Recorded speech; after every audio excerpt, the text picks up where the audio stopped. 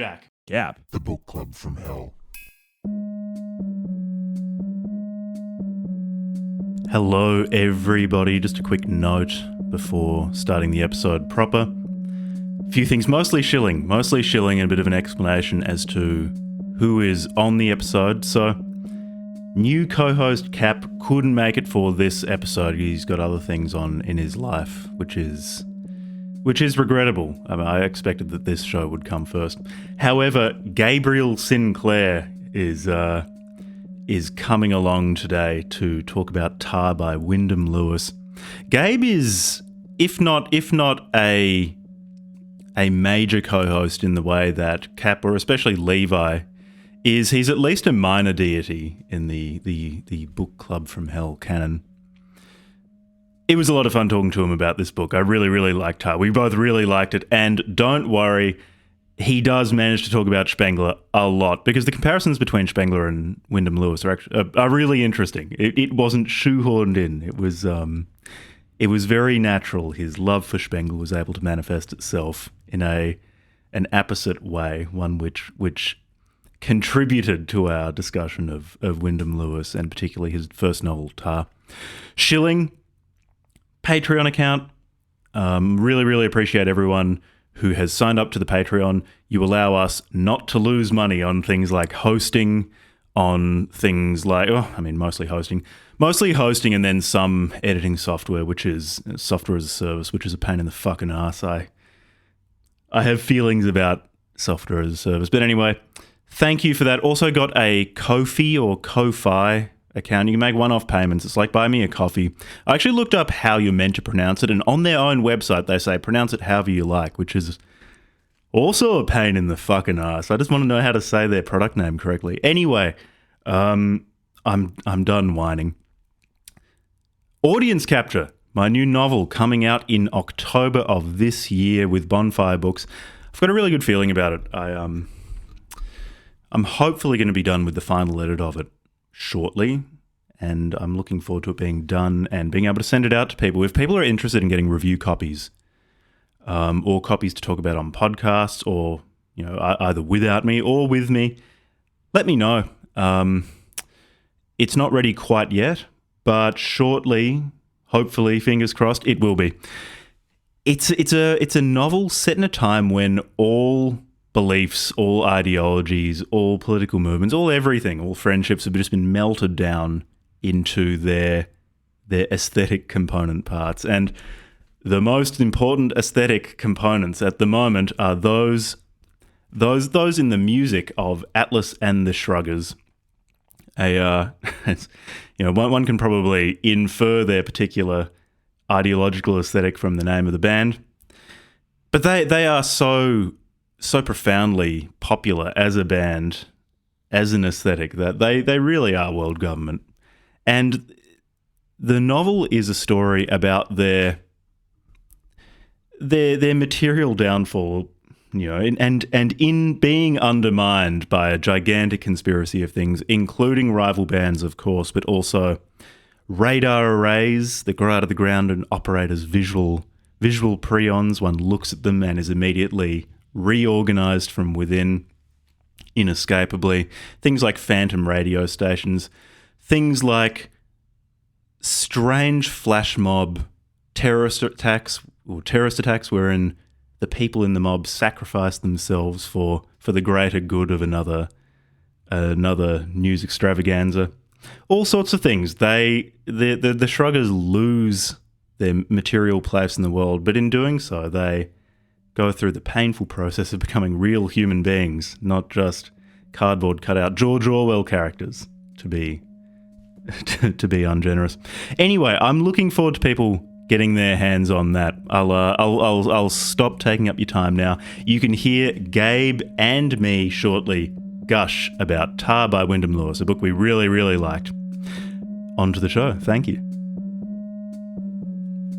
Even you could do a whole episode just on the feuds he's had with people. I did read, and when I was doing background research for this episode, which meant I listened to a Jonathan Bowden lecture on Wyndham Lewis, which had terrible sound quality. Well, that's part of the charm. That's absolutely part of the charm. Painful to listen to in the sound quality. I could not understand everything he said, but he just has so much energy. You want to. Was that your first Bowden? No, I'd listened to a few, but my problem is past a point. The recording quality annoys me so much that I'll get through a whole lecture and then not come back until I kind of cool off and I'm ready for more. Well, you know, his best one, my favorite one of his, has most of his personality, is the Punch and Judy one. That is his best one. I love that one so much. Because he does a full performance. He does the puppet voices. He's a theater kid at heart. He was always a theater kid at heart. You could tell he was always a nerdy dude. Oh yeah. He was supposed to talk about Leon. Leon deGrasse. Yeah, I do. He has a lecture on Leon deGrasse, I think. Half of it was spent talking about the Incredible Hulk and like Daredevil comics and John Wayne. Leon deGrasse was like maybe in the first 5 minutes, and he just went off talking about Judge Dredd and doing Judge Dredd impressions. Well, for his episode on Wyndham Lewis, or not an episode really, because he was just lecturing in a fucking attic somewhere to the New Right Party. For his lecture, his talk on Lewis, he mostly stayed on topic. He mostly talked about Lewis. No, he was a big. It was back before he dropped out of college. He was writing his dissertation on Wyndham Lewis, actually. Oh, was he? Mm-hmm. Then his schizophrenia kicked in. He knew a lot. Probably my main takeaway from that talk was that Lewis really managed to have a falling out with basically anyone who tried to help him. Yes. Anyone who was interested in him, and even anyone who was influential to Lewis. So I think he either when he was a teenager in Paris studied Henri Bergson a lot, or maybe even heard him lecture. I'm not sure. Yeah, he did attend his lectures, and he had a grudge with him ever fucking since. Yeah, and later in his life, I think in one of his books of criticism, he has a section on Bergson's philosophy and why it's wrong. Time and Western Man. He goes along about that. Oh, is it in there? Yeah. There's also where his biggest beef with Spengler. I'm very conflicted with it because as a fellow Spengler cell, I'll be honest. Mum and dad fighting while you hide in your room. This is the Chud versions of Blood versus Crips, right? This is the Lewisites and the Spenglerites. And during the fight, Spengler oiled up his head, so he didn't get any headshots. He just slid off his purely white dome. But I would say Lewis actually did land some body shots. He landed some body shots. I would really, really like to read that. Anyway, we should introduce who Lewis was. You have done. Is it available to the public? Your Craft of Shadows. Your Craft not of Shadows. Art of Darkness. Yeah, it's totally distinct. Lewis. Totally distinct series, Craft of Shadows. We have 2 episodes on Patreon. I emailed since you're a member of the Prestige Network of Prestige. I emailed you an episode directly. I don't even have episode 1 on my hard drive. I asked David last night, hey, can you email me the first part because I got to send it to Jack. But He's making you beg for your own work. Yes, exactly. This is I'm now a Nasbol now, fully Nasbol pilled. Actually, he is the degenerate bourgeoisie. He's a bohemian bourgeoisie. But no, I've had over 6 hours with Cap of making him want to kill himself from me ranting about Wyndham Lewis's sex life, his regular life. Was not a big fan of anal sex, by the way. He gave up a Venetian mistress, and she's like, "Oh, my dark angel." For some reason, like the whole bad boy thing, because he did treat women fucking terribly. Would snap them like toothpicks between his fingers. He's got a lot of thoughts on women in Tarr and in general. You sent me some I think some rules for life that he wrote while in the trenches in World War One, and while editing Tarr. While editing, man. Yeah, and he's got some opinions on women there as well. No, Wyndham Lewis was. I imagine a lot of the people listening will have some idea of who he was, but he was born 1882, died 1957. He was in Halifax. Let's call him English. He was born in a yacht off the coast of Nova Scotia, Canada. What? That's most likely a tall tale he gave. Yeah, I believe that he was born in Canada. That's true. The yacht thing, I'm I'm a bit shaky on. Also because he had quite a loose relationship with the truth. Loose relationship with the truth to the point where in his 12 rules for life that he wrote in the trenches, one of the points is like you got to tell the truth all the time, which I just I take as further evidence of his Englishman's humour, which he denounces mercilessly in Tarr. Yeah, he has a satirical approach to the truth. Yeah, that's a good way to put it. But remember, in Rule 7, either Rule 7 or Rule 11, he says, "Don't hold me to my own standards. The master has different standards." So he has a cop-out in the rule. He was a yeah, like I said, I'm just going to call him English. He was an English painter and writer, mostly a novelist, but he wrote criticism, and I think he wrote at least one play as well. And poetry too, just funny enough. He was a great painter, fantastic novelist. I really, really want to read his criticism after this too. Men Without Art is very good and very funny, actually. He's an extremely funny author. Spoiling the end when we say whether we'd recommend the book or not, I was blown away by Tarr. This was his first novel as well. It's just so good. And he's a fascinating guy because he was responsible for, if you were to believe him when it comes to Vorticism, he was responsible for being the only person involved in one of the most, if not the only, important native modern art movement in Britain in the 20th century. I would say it was the first punk scene, because if you look at the cover of Blast, he designed the cover, if I recall correctly. It looks like a punk album. Yeah. Yeah, so he was a very talented painter. And a really fantastic modernist novelist as well, cutting satirist, really, really incisive writer of critiques of other authors, other painters, philosophers, and so on. Yeah, of his friends, most of all, actually. Yeah, and his friends didn't stay his friends for that long. Everyone who tried to help him, like Ezra Pound, the Bloomsbury Group, eventually became his targets. Well, actually, Ezra Pound was a saint, actually, with him, even after the war. When Wyndham Lewis died, Ezra Pound had his son start the Wyndham Lewis Society. And only 3 people left roses on his coffin, or during their funeral, and one of them was sent while Ezra Pound was in the insane asylum. Actually, he still sent roses to his funeral.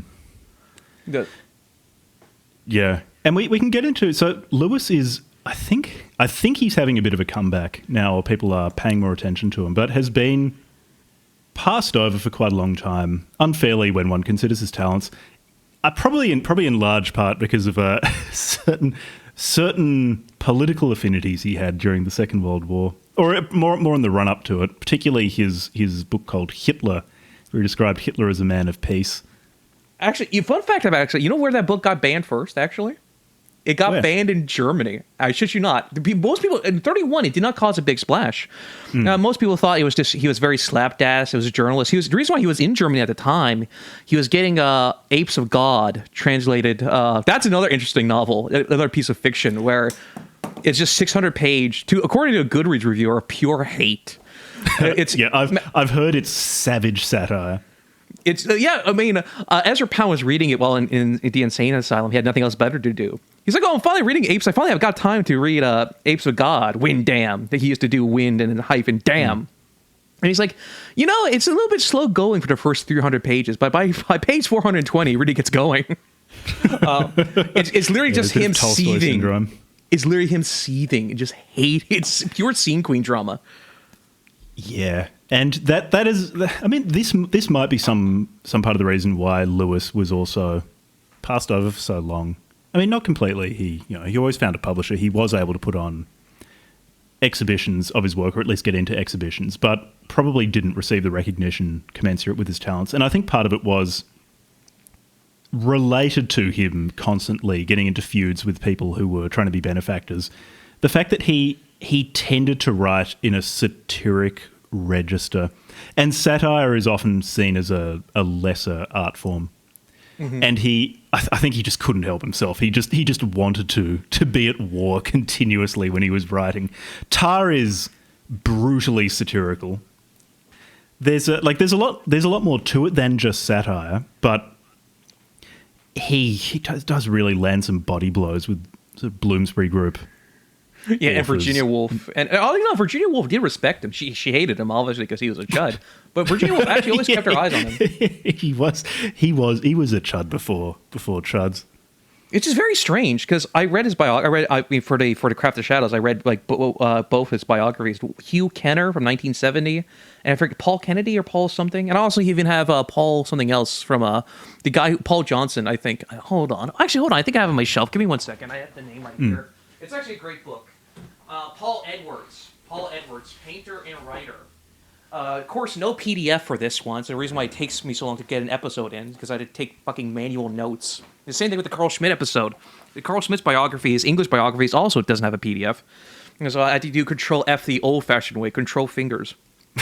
But Paul Edwards, you can just scan it with your phone. Well, yeah, but each individual page, that still is going to take a long time either way. Yeah, that is tedious.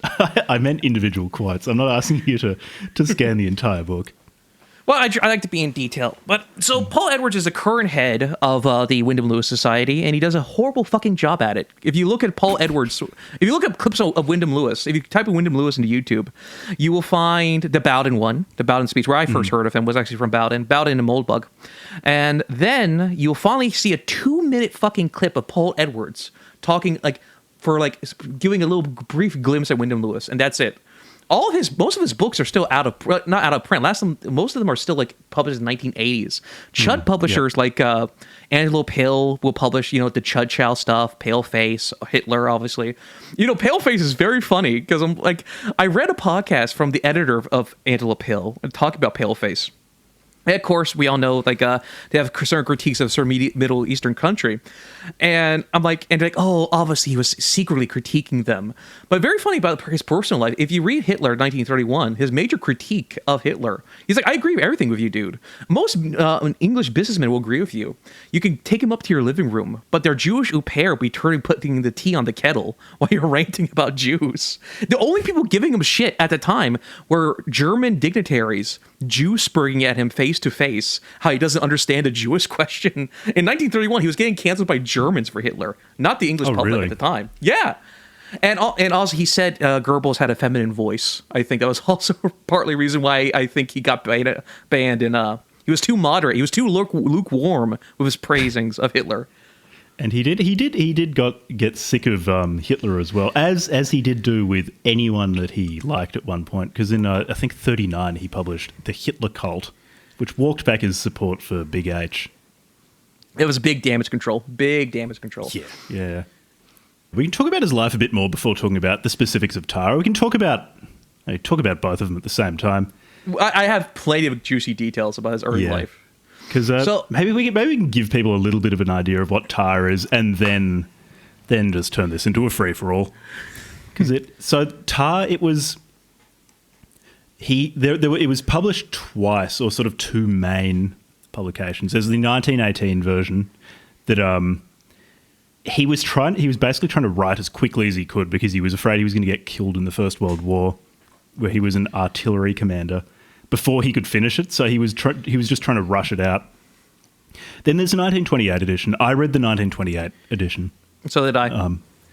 And he was happy with that one. It's longer, more character moments, and I think the other main point of difference is that the earlier version had a preface where he mostly complains about Germany and Germans, and he kind of he offers a bit too much of a diagram about what the book's supposed to mean, and I fortunately only read it after I had read the novel in its entirety, and I do feel like if you had read that as a preface and then read Tarr, you would be more inclined to read it as an allegory, which again in his 12 Rules for Life that he wrote in the trenches, hates allegories. He says you shouldn't. I think that's the first point, that you shouldn't write allegories, or maybe the second point.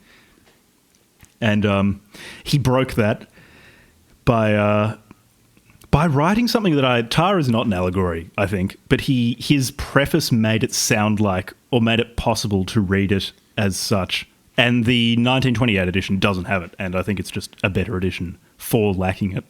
Yeah, the preface is very odd. I'm going to bring out one of my many favorite Germans is, of course, Strauss, obviously.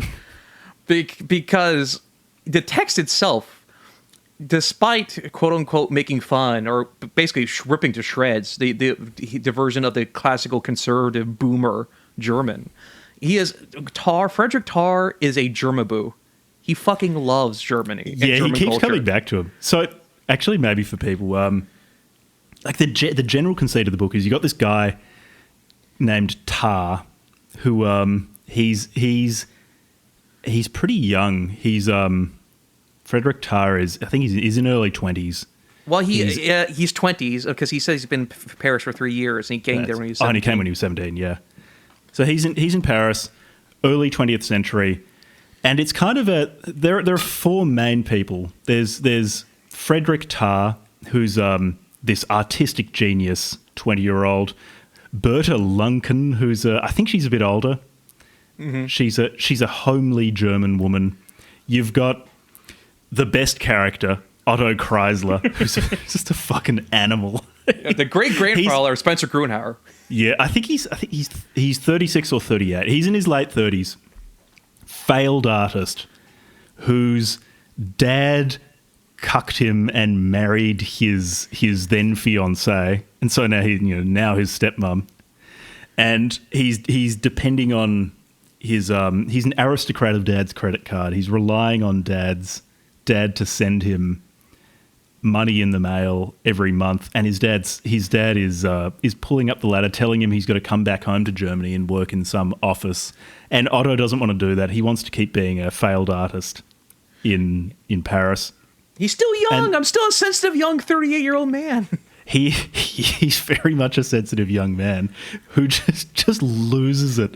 There is we can talk about the dinner party and dance scene once we've introed the book, which is where I realised I loved the book. And then you've finally got Anastasia Vasek, also a German, who's where Berta Lunken is. She's a woman of comfort. She's sentimental.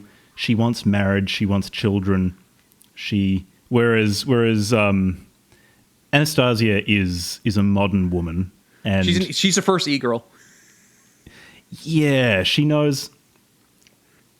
She's an interesting one, and it's interesting thinking about what Lewis thought of women, particularly in the light of some of the things that Anastasia says, where she more or less says, no matter what I may think or not, the fact that I've got these big titties means that no one is going to take me seriously, in so many words. But she has a monologue where she more or less says that, and Tarr, who's listening to her, just like agrees with her. He's like, yeah, but I really like those titties.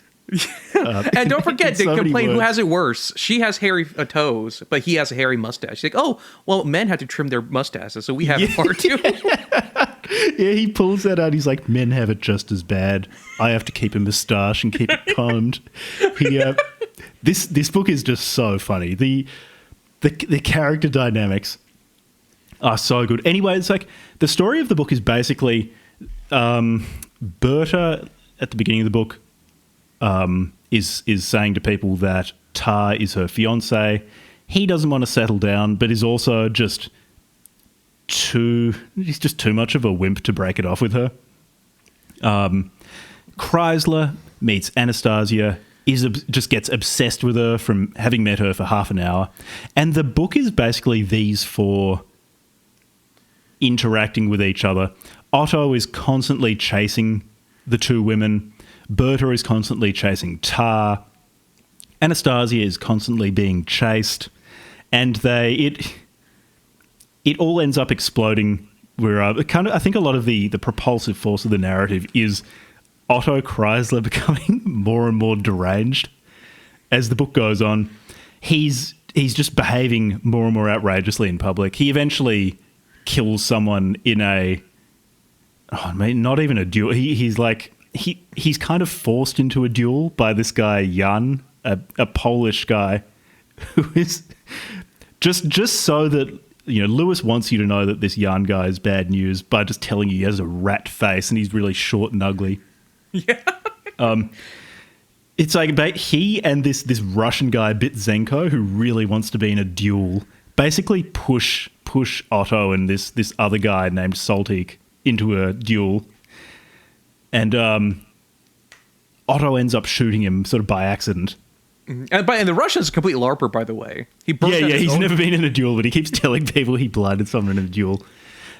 If the plot sounds threadbare, it is. And then, I won't completely spoil the end, but, Otto runs away and Tarr gets both girls, actually. He kind of gets what he wants, despite just like not committing to anyone.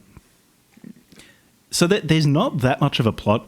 Where the real joy of this book is A, in the writing, so the character descriptions are just fantastic. Really excellent. I'll read out some of them. And then just in how these characters interact with each other. That's what mostly humor, with the Zoomer humor, it's mostly through dialogue. Now, there's some funny dialogue. There's some amazing dialogue bits. But it's mostly, like, plot-oriented. Like, or action, you know what I mean? He's a very visual artist. Even in his writing, he's very visual-oriented. Yeah. This is a very visual book. So even when he's talking about people... So it's very... I would say it's very psychological, despite the fact that Lewis repeatedly says, don't have psychologizing in your books. He describes people's inner state very, very, and their motivations in a lot of detail. Like a conversation between two people, which in real time might be a 15-minute conversation, can be 20 pages in this book. Because of all of the description, the martial descriptions of how people are maneuvering around each other. Mm-hmm. The way Otto walks like a retard, he stomps all the time. Otto as a character is worth reading the book for. Just Otto by himself. The other characters are really good, but Otto is such a standout. He's so good. But he's like 60% of the book, by the way. Yeah, I think Lewis knew that he had real gold on his hands with Otto. Yeah, all the great Giga Chad Soy Jack memes. The Soy Jack is the most prominent. Well, the OC. This book is more borderlining on Dante in terms of pure self-masturbation. Because this book is based on his real life, actually. It's based on the real life. His first fiancée was a German girl. This is basically... It is a revenge rape fantasy of his real life relationship. Yeah, and I think it was also he had his first wife. He had 2 kids with, and he apparently didn't really care about the kids either. Oh God, no.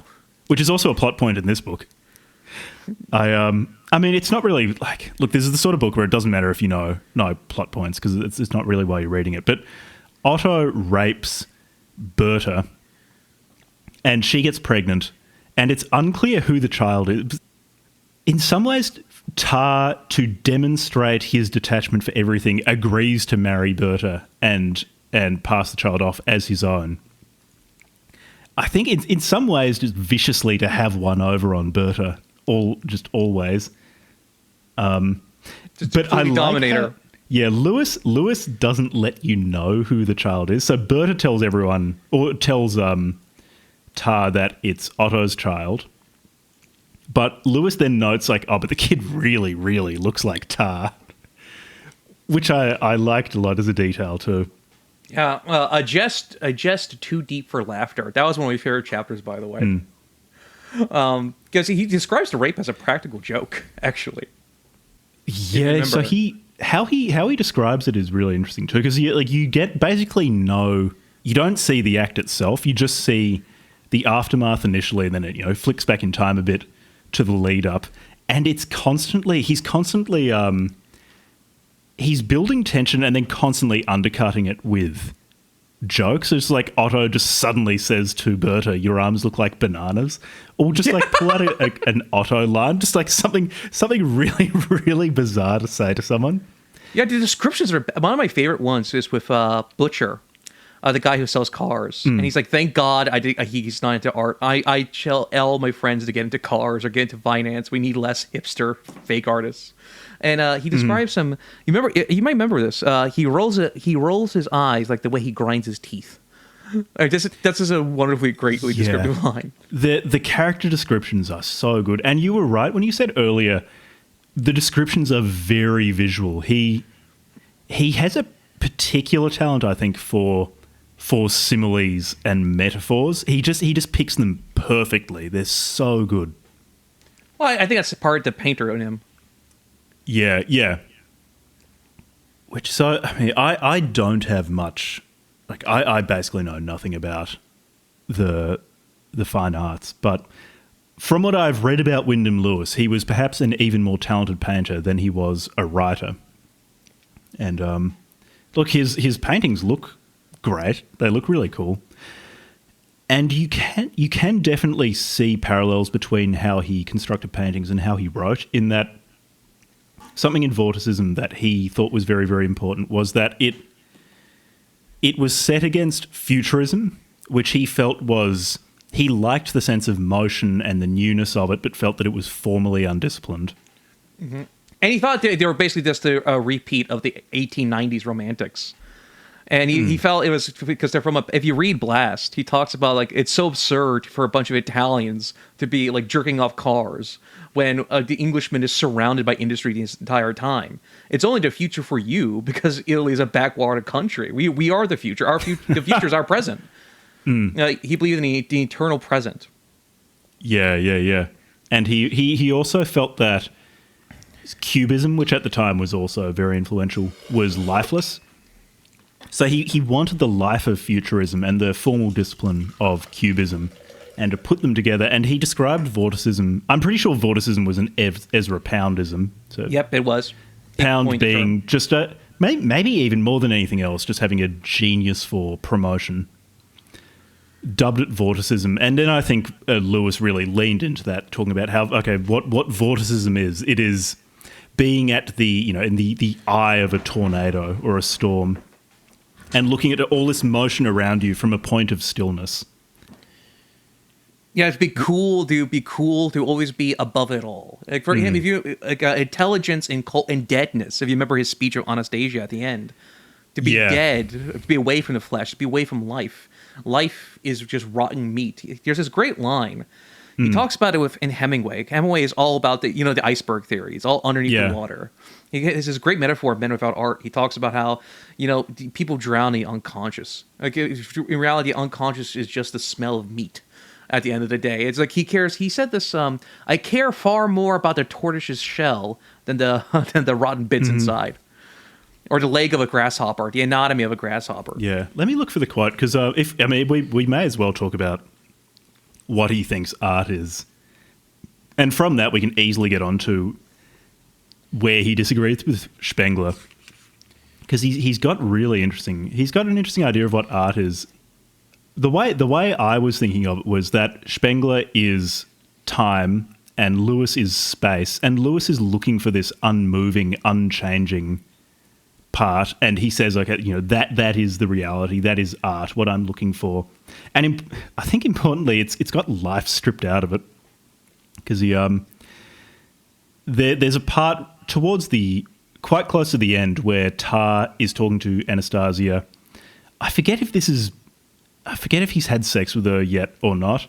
The scene where they're both getting more and more and more drunk leading up to them having sex is really funny, where he just fumbles it so badly, where she's champing at the bit to have sex with him, and she's meant to be absolutely gorgeous, and he just can't not spurg out and start insulting her for, like, having the wrong ideas about art. It is so funny, and he's interiorly chastising himself. He's like, oh, like, I'm screwing this up. I should not be saying this. I should just shut up and sleep with her. And he cannot stop himself from just fucking everything up. It's so funny. There are so many really funny moments in this book, but I think this is actually in the lead up to him getting just having an autism moment and fumbling it. So there are a few things here which describe what he's looking for in art. So he at first says what's art? He describes it as life with all the humbug of living taken out of it. And then here we go. A picture and also the actors on a stage are pure life. Art is merely what the picture and the stage scene represent, and what we now, or any living person as such, only does not. That is why you could say that the true statue can be smashed and yet not die. He goes on to say, this is the essential point to grasp. Death is the thing that differentiates art and life. Art is identical with the idea of permanence. Art is a continuity and not an individual spasm. But life is the idea of the person. Lewis seems to be saying that you can have these eternal,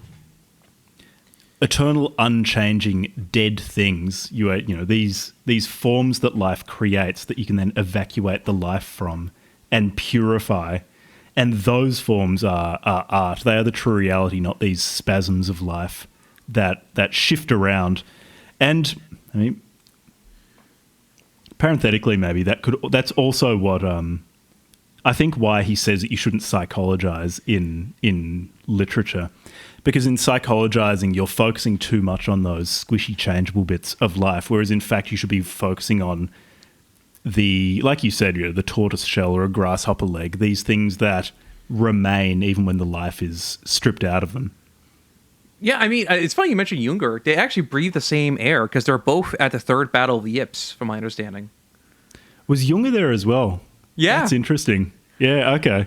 At first, I thought I was reading Celine's war novel that they recently discovered, and he mentions Ypres. I'm like, wait a minute, no way! Did all three of these men, like all of the three right-wing chuds? That's crazy. Yeah. Sadly, no.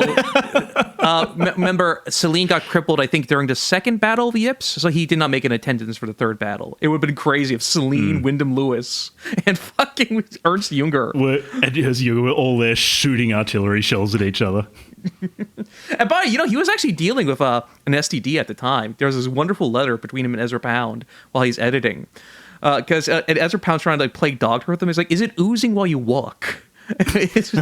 No, he was trying to play the Jeffrey Epstein to Wyndham Lewis's Bill Gates. Yeah, exactly. He got an STD from a Spanish prostitute. Allegedly, I hasten to add.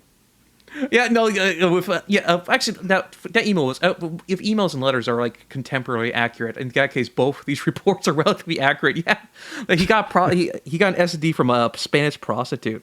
It wasn't syphilis. Forget it. It has something to do with ooze or pussing for the penis or something along those lines. There are a few of those. Yeah, he might have picked up gonorrhea or something. Gonorrhea or chlamydia. I mean, imagine like dealing with chlamydia, like your right testicle is burning, like just ants eating on the inside while getting shell shocked.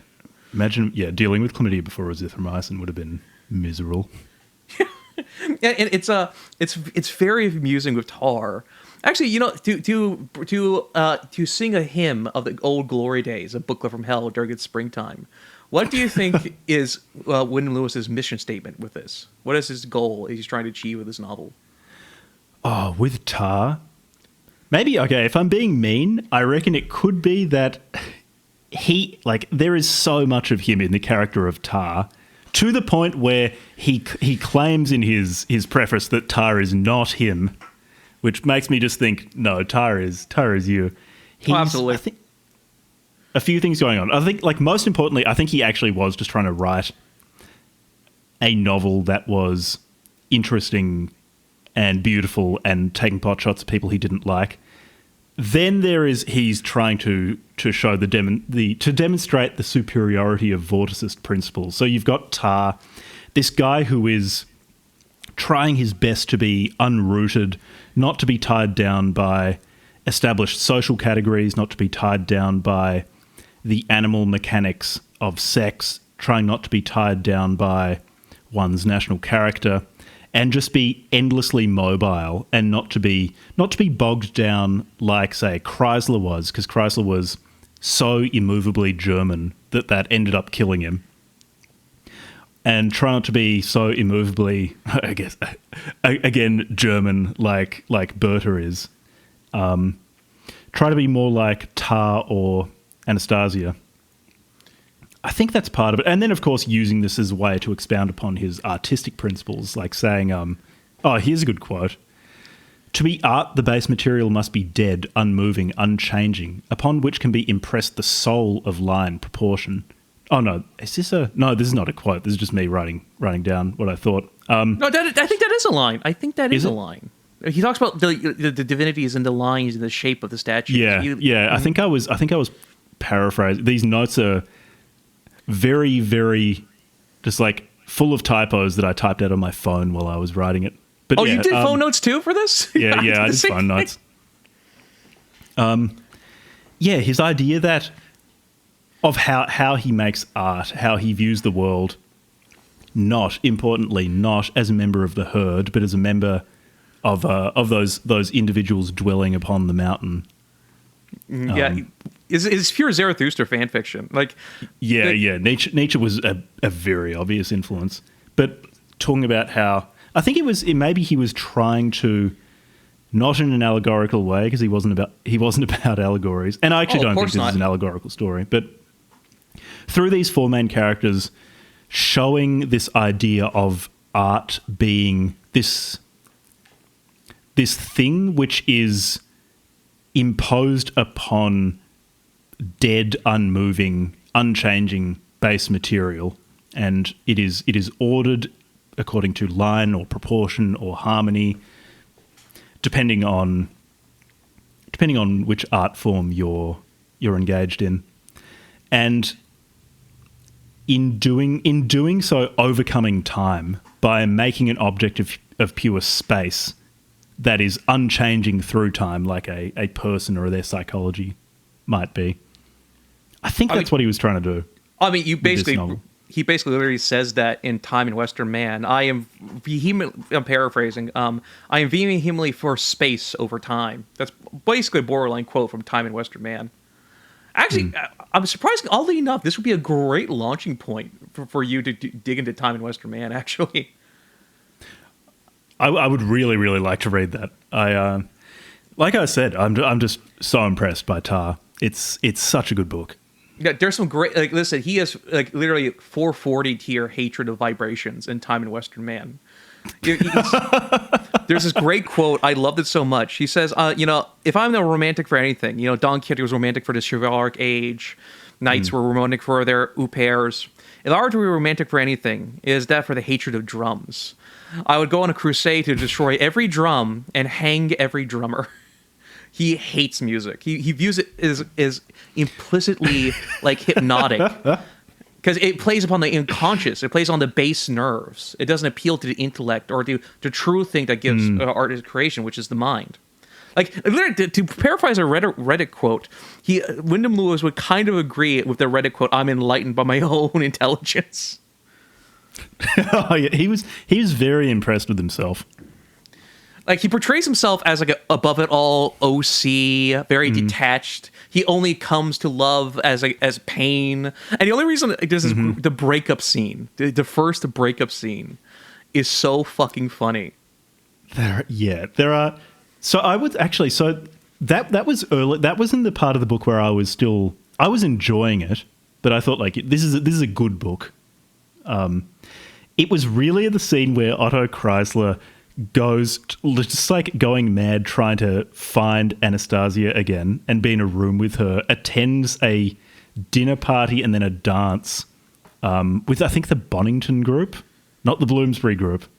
Yeah, totally legally distinct group there. Yeah, and he is just so badly behaved. He's just lying about people, saying I saw this person today and he was saying this or he was doing this for no reason other than just to be difficult. Yeah, or ranting about clocks.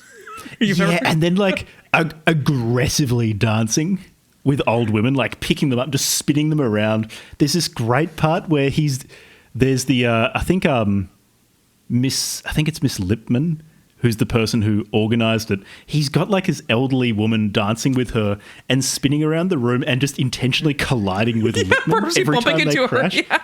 And it's the woman he's dancing with knows what he's doing and is trying not to do it, but he's described as being he's this really tall, physically imposing guy and is just overpowering her and smashing her into the hostess.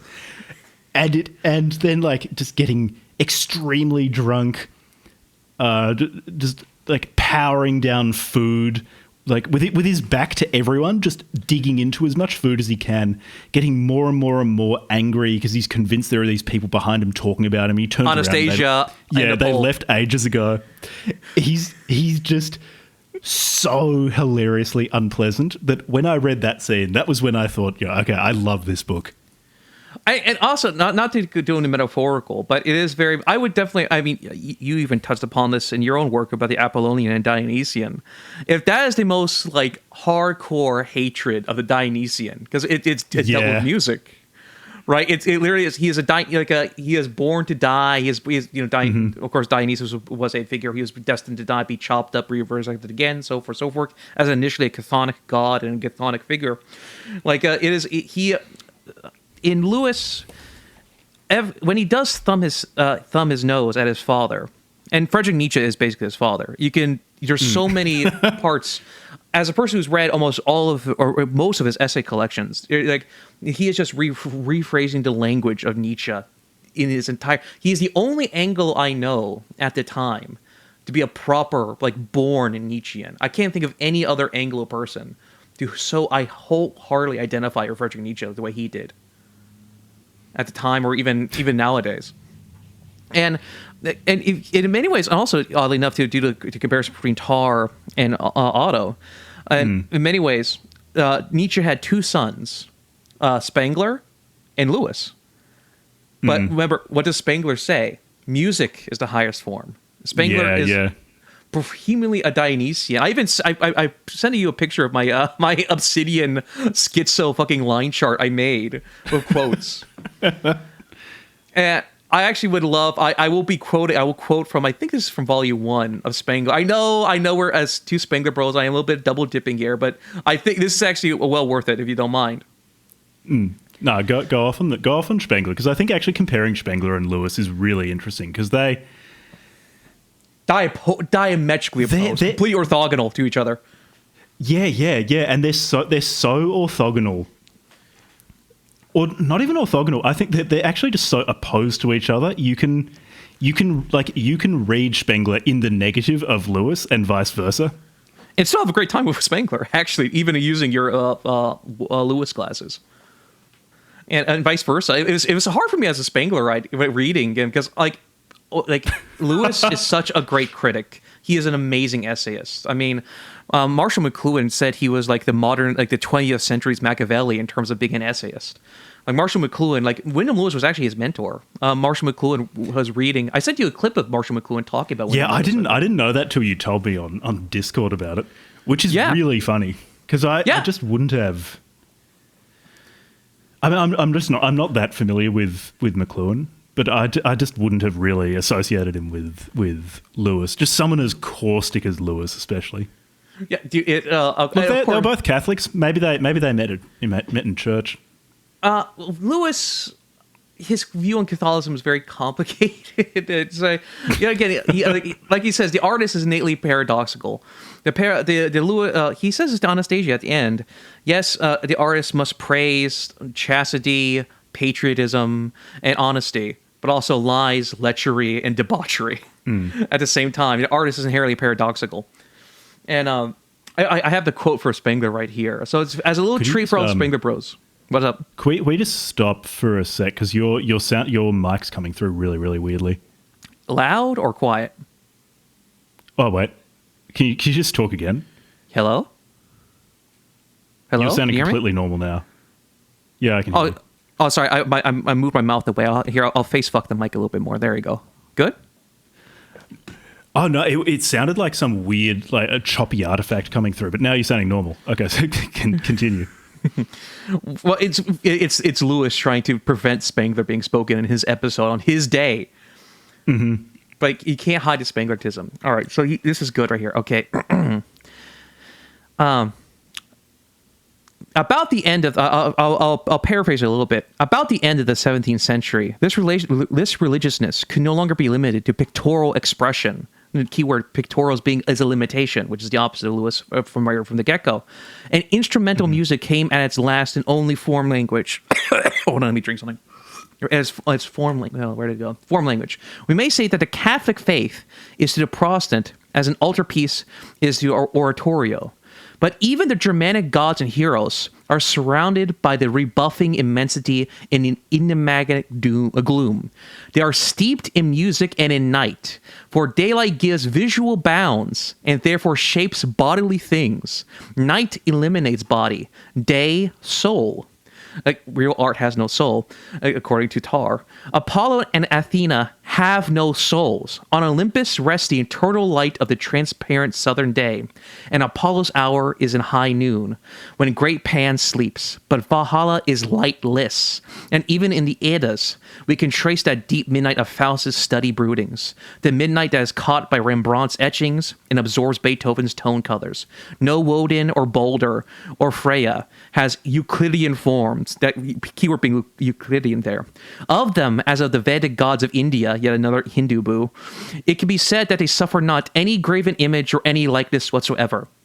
And this impossibility carries an implicit recognition that internal space, and not the corporate form, which levels them down, desecrates them, and denies them.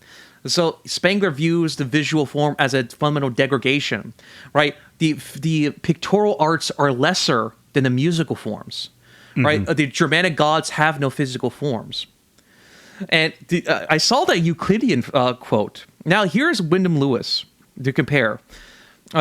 Quote, I wanted to see what could be done by burying Euclid deep into living flesh. Right? It's the turtle shell on the meat puppet that is it's a total polar opposite.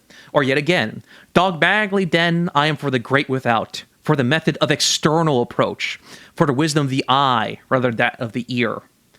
He believes, like what Marshall McLuhan said in that interview, the primacy of the visual. He has this is almost a cartoon caricature of the Apollonian versus the Dionysian dialectic. Wouldn't you agree? Like, he is like cartoonishly just like almost on a Randian level. I would love to see him at a fair Ayn Rand. But it is interesting too in the two art forms that he dedicated the most time to, which were painting and the novel, are both much more Apollonian than they are Dionysian. In that I'm not sure if he ever wrote poetry. Actually, he did One Way Song. Know, but okay. Whereas but say painting and the novel, I feel like are two art forms that are very conducive to his idea of what art is. In that both of them are these kind of frozen moments, whereas you can't freeze a Wagner symphony exactly. In a meaningful way. Yeah, I mean, he talks about this with the yeah. Speaking of though, speaking of what? Oh, go on. Oh no, I was about to say just real quick. He mentioned this in one of his other essay collections. He talks about the statues of the pharaohs had it right with it, because if you look at an Egyptian pharaoh statue, it's very much, it looks like it's immortal. It looks like it's made of a permanence at the face of death. They were so death conscious that the only way they could is make these monuments. And there's actually a quote from Tarr as well, if you don't mind indulging me one more quote here. There's this wonderful quote he talks about. I want more quote. I was going to quote Tarr at length, especially the description of Tarr as a character, because his especially introductory descriptions of these characters are so good. Great. Take a shot every time he refers to someone as machine or mechanical or an automata. That's in all of Lewis's work. Like, literally every other human being other than his OC are NPCs. But he's so talented and it's not annoying. Oh, but not even Tarr is described as in mechanical terms. He's described as a puppet once during the first breakup scene.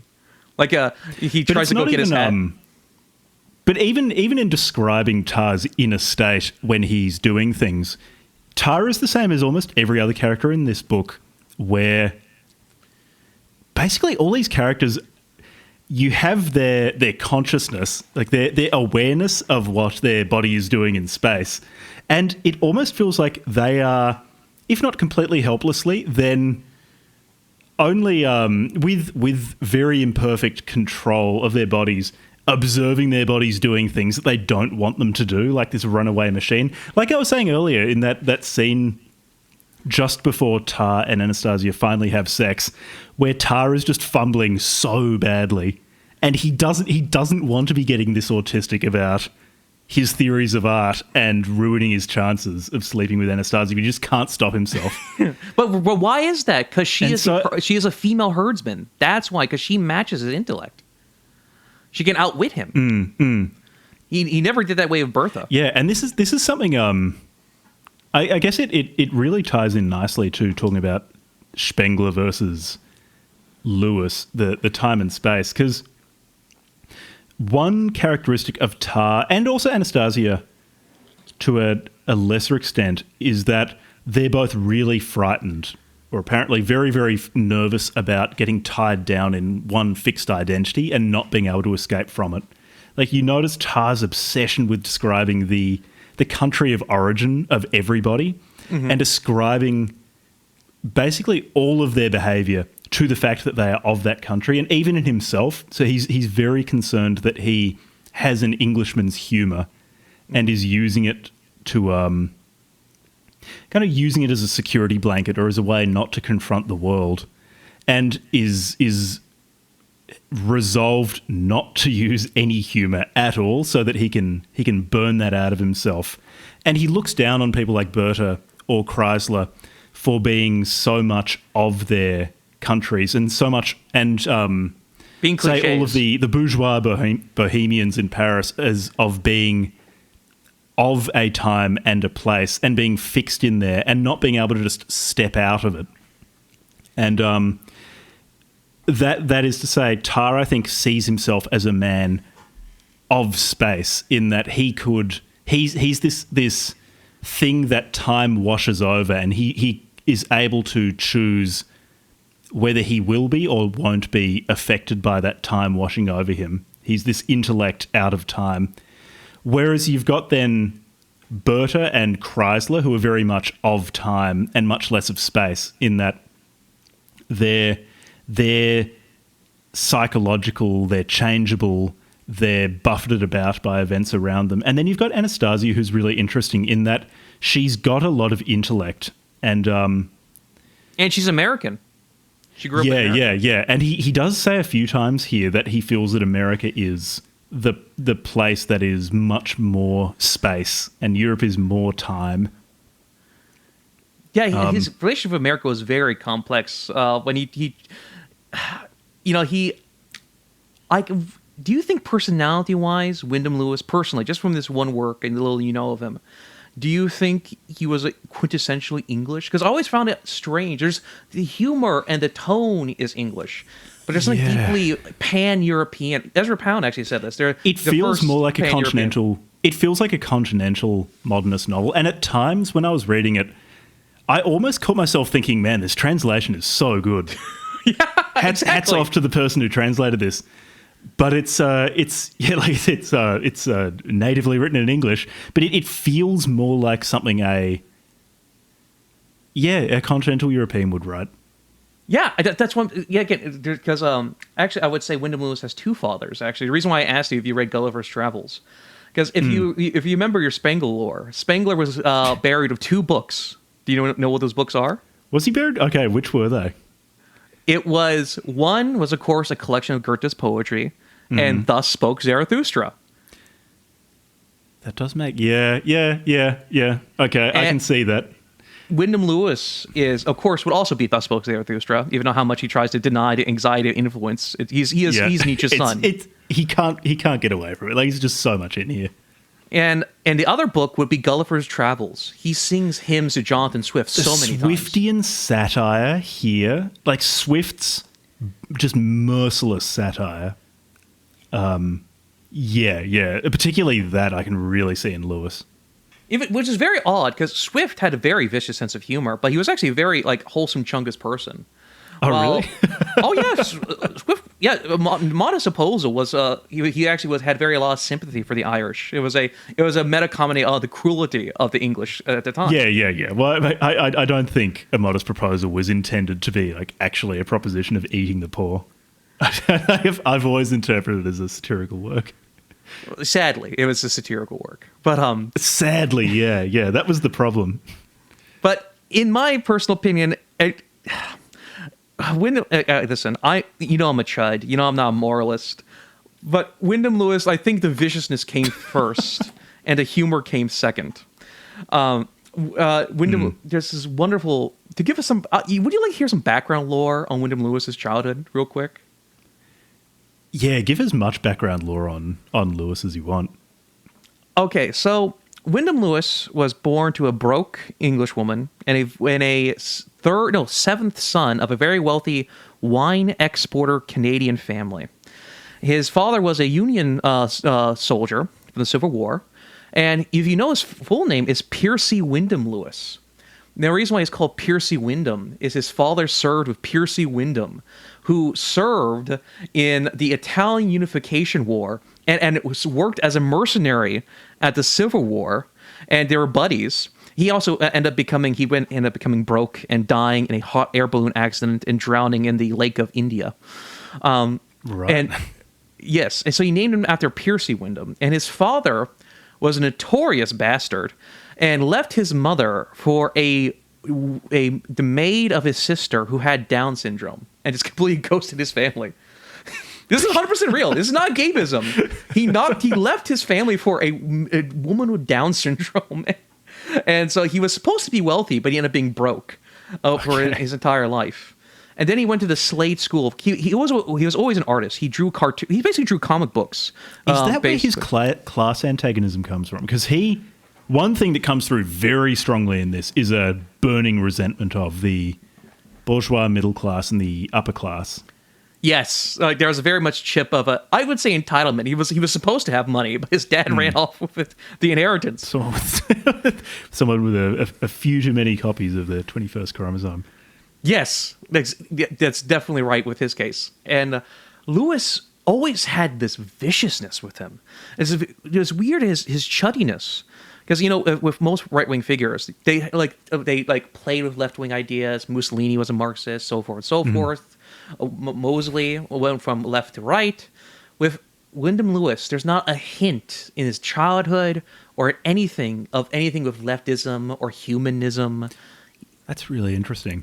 He was too misanthropic all the time for that. Yes, absolutely. That was 100%. His disagreeableness is insane, but his openness it's this weird thing. The Jonathan Haidt, the Big Five personality traits. He was a cosmopolitan. He is a bohemian. He loves abstract art. He doesn't care for like most right wingers. If you show chuds, if you don't tell it's from a base chud, they would think it's just abstract left wing slop. Right. Well, Wyndham Lewis would hate the English girl, her tits out, the water lilies, the Union Jack and Empire. He thinks that's schlump. That's boring. That's for the herd. And it's such a unique combination of traits where you have someone who's completely cosmopolitan. The high trait openness chud is a fascinating creature. Yeah, and not to be inflammatory, I would say he is like the platonic ideal of what some of the alt-right guys saw themselves. Because back in the 2014s, like you made this joke with Evola. For every one like cosmopolitan right winger who's read Evola, there's about 50 who post memes about Evola. 50. I would say that ratio is a bit generous. I would have said like 1,000 or even more. I'm trying. I listen. Those guys had it rough. They had it. The few intelligent guys from back then had it rough. And Lewis is like he's a cartoon character. He really is. So when he ended up becoming an art school, and he went to the Slade Art School, and he basically missed out on all the classes. He refused to sign his attendance records. I think he lost his virginity because he asked his Jewish friend's doctor uncle if he had like a rash on his genitals. He may have lost his virginity around 15 or 16, but the author never confirmed it. And he got kicked out of Slade's art school when he was about 17 or 18 because this is from a 1980s movie plot. But I swear to God, this is factual. He got caught from the headmaster smoking in the hallway. And not because smoking was bad, it's because back then you weren't allowed to smoke in front of women because it was a co-ed school. They had female students. Oh, right. So he was literally smoking underneath the do not smoke and shared gender signs. He makes eye contact with the headmaster. And according to memory, the headmaster gets two goons I shit you not, lift his feet off the floor and throw him out the front door. He's a cartoon character come to life. He really is. And like cartoon characters, because cartoon characters tend to have, say, one or two personality traits that just define them. He's just burning dislike of seemingly everyone else. Who's kind of just a resentment of everything defines him. Well, he was quite self-aware though, because if we take Tarr to be his stand-in character, his OC do not copy character, Tarr is aware of the fact that he does not live up to the ideal of the artist who is just completely a being of space and out of time and is able to look at different currents in time and choose to or not to interact with them and be influenced by them as he sees fit. He repeatedly talks about his fear of sex, like his fear of sex with Berta and with Anastasia, for different reasons. Like he talks about how he can feel himself being like pulled into the domesticity of Berta, because he's got this idea. He talks about at the beginning of the book where, so the more intellectual one is, the more there's this kind of entropic pull of the body on them. Like if you've got a really, really big brain man, if he feels the touch of a very, very sensual woman, he's just gonna fall in love with her and fall into her orbit and won't be able to produce art anymore, because all of that energy is going to be, all of the viril is going to be spent on sex. Now, your true shell perk gets removed from your character sheet. Yeah, exactly.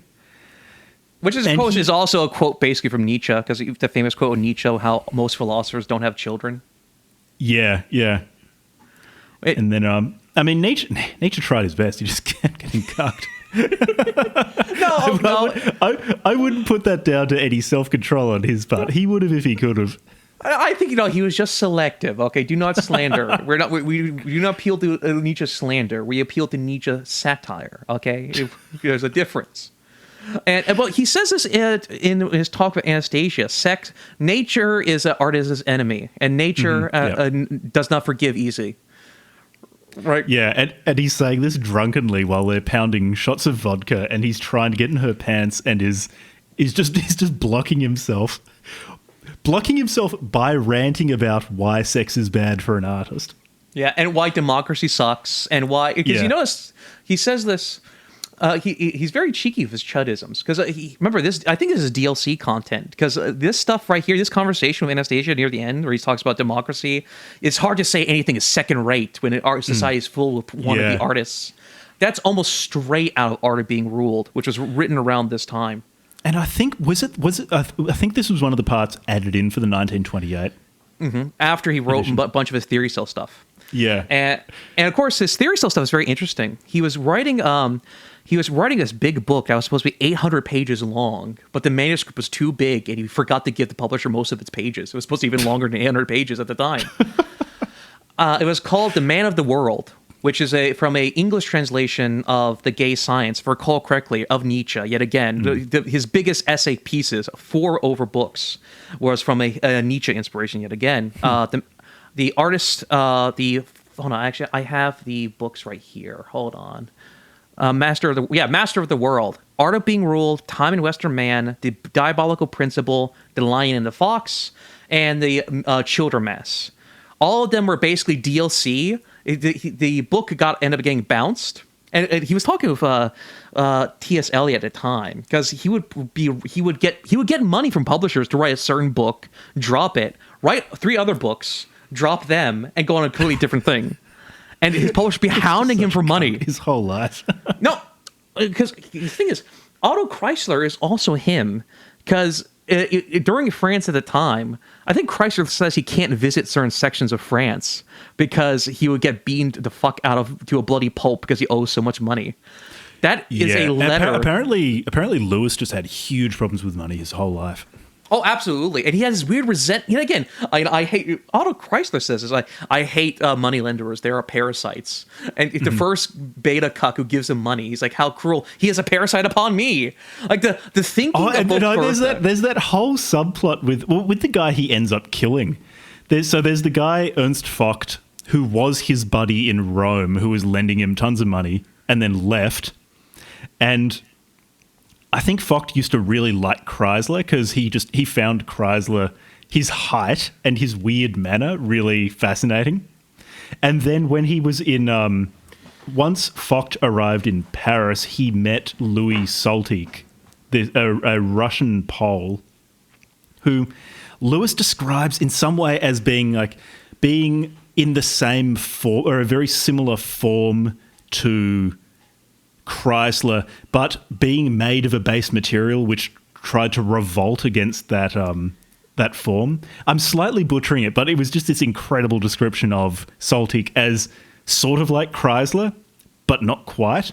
But anyway, so this moneylender now is infatuated with Soltike, and as a result, not lending money to Chrysler, and that's the origin of Chrysler's intense hatred of this guy. Yeah, and by the way, that aspect of him, that's basically a direct quote from Wyndham Lewis's letters. There's this wonderful, he calls, Ezra Pound, well, he was great with connections. How else did James Joyce get published? So Ezra Pound tried to move heaven and earth. But it's like the unstoppable force meets a completely retarded object. And that retarded object was Wyndham Lewis self-sabotaging himself. Because Wyndham Lewis, he tried to get the Guggenheim Award. He tried to get a magazine. They called it like specials, but they basically magazine pieces dedicated to. He would try so hard, and Wyndham Lewis would get caught in it. He would get, how dare you? He would write to Ezra Pound, how dare you try to interfere with my career? You tried to get me a piece into Quarterly? He hated the Quarterly because he hated the guy who ran the Quarterly. And so because he didn't like the magazine, that Ezra Pound is trying desperately to get him to do a special on Wyndham Lewis to get his paintings sold. The reason why he sold any paintings on the Vorticist thing was because Ezra Pound set him up with that. With John Quincy, who had anal cancer, which is very funny because Wyndham Lewis also had either anal cancer or had something wrong with his anus. And he was terrified. Oh, really? He was terrified the surgeon was going to castrate him because he thought he looked like James Joyce, and James Joyce was getting revenge on him for stealing bits and pieces. This is 100% real. This is real lore. Wyndham Lewis. He was terrified that James Joyce was actually the doctor trying to castrate him. Because Wyndham Lewis asked for some pieces of either Ulysses in Finnegan's Wake for his magazine, and James Joyce, they were drinking buddies. And James Joyce was like, yes, so sure. Of course, Wyndham Lewis actually hated Joyce's style and hated Gertrude Stein. And the villain in Childermass is a parody of Stein and Joyce to such a degree that he lied to Joyce when he said he wanted those pieces. He actually took Joyce's writing and put it, literally Joyce's writing, and put it into the mouth of the demon in Childermass, where his OC Giga Chad defeats facts and logic. This is a real plot point into Childermass. Just such a prick. Yes. I do think so. Like I said earlier in the episode, why Lewis isn't talked about as much as I think he should be, given his talent in writing, is in part political, because he said very laudatory things about Hitler. I wonder how much of it is people just needed him to be dead for long enough, and all the people who'd interacted with him in person needed also to have died for people to have the distance from Lewis the man to be able to enjoy his work, because he just picked fights with everybody. There was just no one he wasn't picking fights with, except the I forget her name. The woman whom I don't think he ever married her, but the woman he cohabited with for the rest of his life, whom I think he started seeing while he was still married to his first wife. I think Matilda, the lady in red, he's done like 2 or 3 portraits with her. Very sharp woman. Apparently, genuinely in love with her. Very nice to her. So at least there was at least one person he could tolerate, and who could tolerate him. Well, she just had a stronger stamina. Their relationship, during the Canada arc, when they left for World War II, Like, he was staying in a hotel, and there was this Native American beating the shit out of his white girlfriend in the hotel. And he would try to complain about homosexuals. Like, ooh, it's scary. Because England was much more chuddy. But for some reason, anti-homosexuality was the last thing the English held on to for a very long time. They were leftists by the 30s or 40s, overwhelmingly leftist, except for that part for some reason. But in Canada, it was basically a free-for-all. So he would be like, ooh, did you hear? This man is a fairy. And everyone's like, and? In Canada? He got no bitches in Canada. Everyone hated him in Canada. The only people who liked his books in New York was a Israeli female... Israel didn't exist at the time. A female woman journalist was the only one to give him a positive review. And her name was Israel, and she was Jewish, and her biggest fan in the 30s. Life is stranger than fiction. I tell you what... And you know how he got in touch with Marshall McLuhan, by the way? We're just doing pure drama now, because Wyndham Lewis's life is straight out of Tarr. Wyndham Lewis drama is so good. I mean, look, in terms of this book, like, people just go and read it. If you're still listening, just read Tarr. It's great. It's really funny, fantastically written. Characterization is just killer. Really interesting things to say about the relationship between time and space, especially in terms of what art is. It is psychologically really incisive about all the characters. And now we can get on to Wyndham Lewis drama. we will plunge back into that Tarr pit. We'll get back to Tarr. Like, I'll probably quote bits of it, but yeah. I can't let... So this is hilarious. So he tries to do lectures and seminars in Canada. And one of them is a woman. And her woman, this woman is the mother of one Marshall McLuhan. And she calls her son, hey, honey, you know that guy you used to like when you were a teenager? He's here in Canada. So Marshall McLuhan finally gets to meet his hero. And he sets him up with a job, because Marshall McLuhan was very much connected in academia. He was a natural bureaucrat, a natural Mandarin. Not in a negative way, but in connections way. So he got him jobs in getting portraits of old, very sociable ladies. And... But one of these ladies, and the thing is, once you get in one old lady, it's the same thing as the Longhouse, which basically Wyndham Lewis talks about women they're collectivists. Because remember with the lady, the bourgeois group, right? With women, they become a group. It's the same thing when you try to flirt with a girl in her DMs. You know for a fact she's sending your DMs to her friend chat or her group chat with her girlfriends. So you're not trying to convince her; you're trying to convince her entire female friend group. That basically happens in this novel. He depicts basically this process in early 20th century Paris in Tarr. Dude, time is a flat circle. It is so... He would be great. He would be not great on Twitter. He would be Twitter. He would fit in beautifully. I feel like he would enjoy it a bit too much and would never do anything of note. He would just be going at people's throats on Twitter. The GC drama would be delicious. It's like in the same way if Bataille lived today, he would just never write anything because he'd have access to internet porn. It would just like or Dostoevsky with online gambling. With everything gambling now. He would just be on Polymarket non-stop. Or James Joyce buying e-girls farts in jars. Yeah, he would have been just all over bathwater a few years ago. So we're really lucky, actually. I mean, I would love to have seen what these people would have been like online, but we're lucky that they didn't have access to the internet, because it has probably killed off quite a number of people who in the past would have made really wonderful work. And instead of doing incredible work, have just like getting... I don't know, I've just spent like 2,000 hours in War Thunder. Yeah. If Hans Hermann Hoppe had access to Hearts of Iron 4, we would have never gone. Yeah, exactly.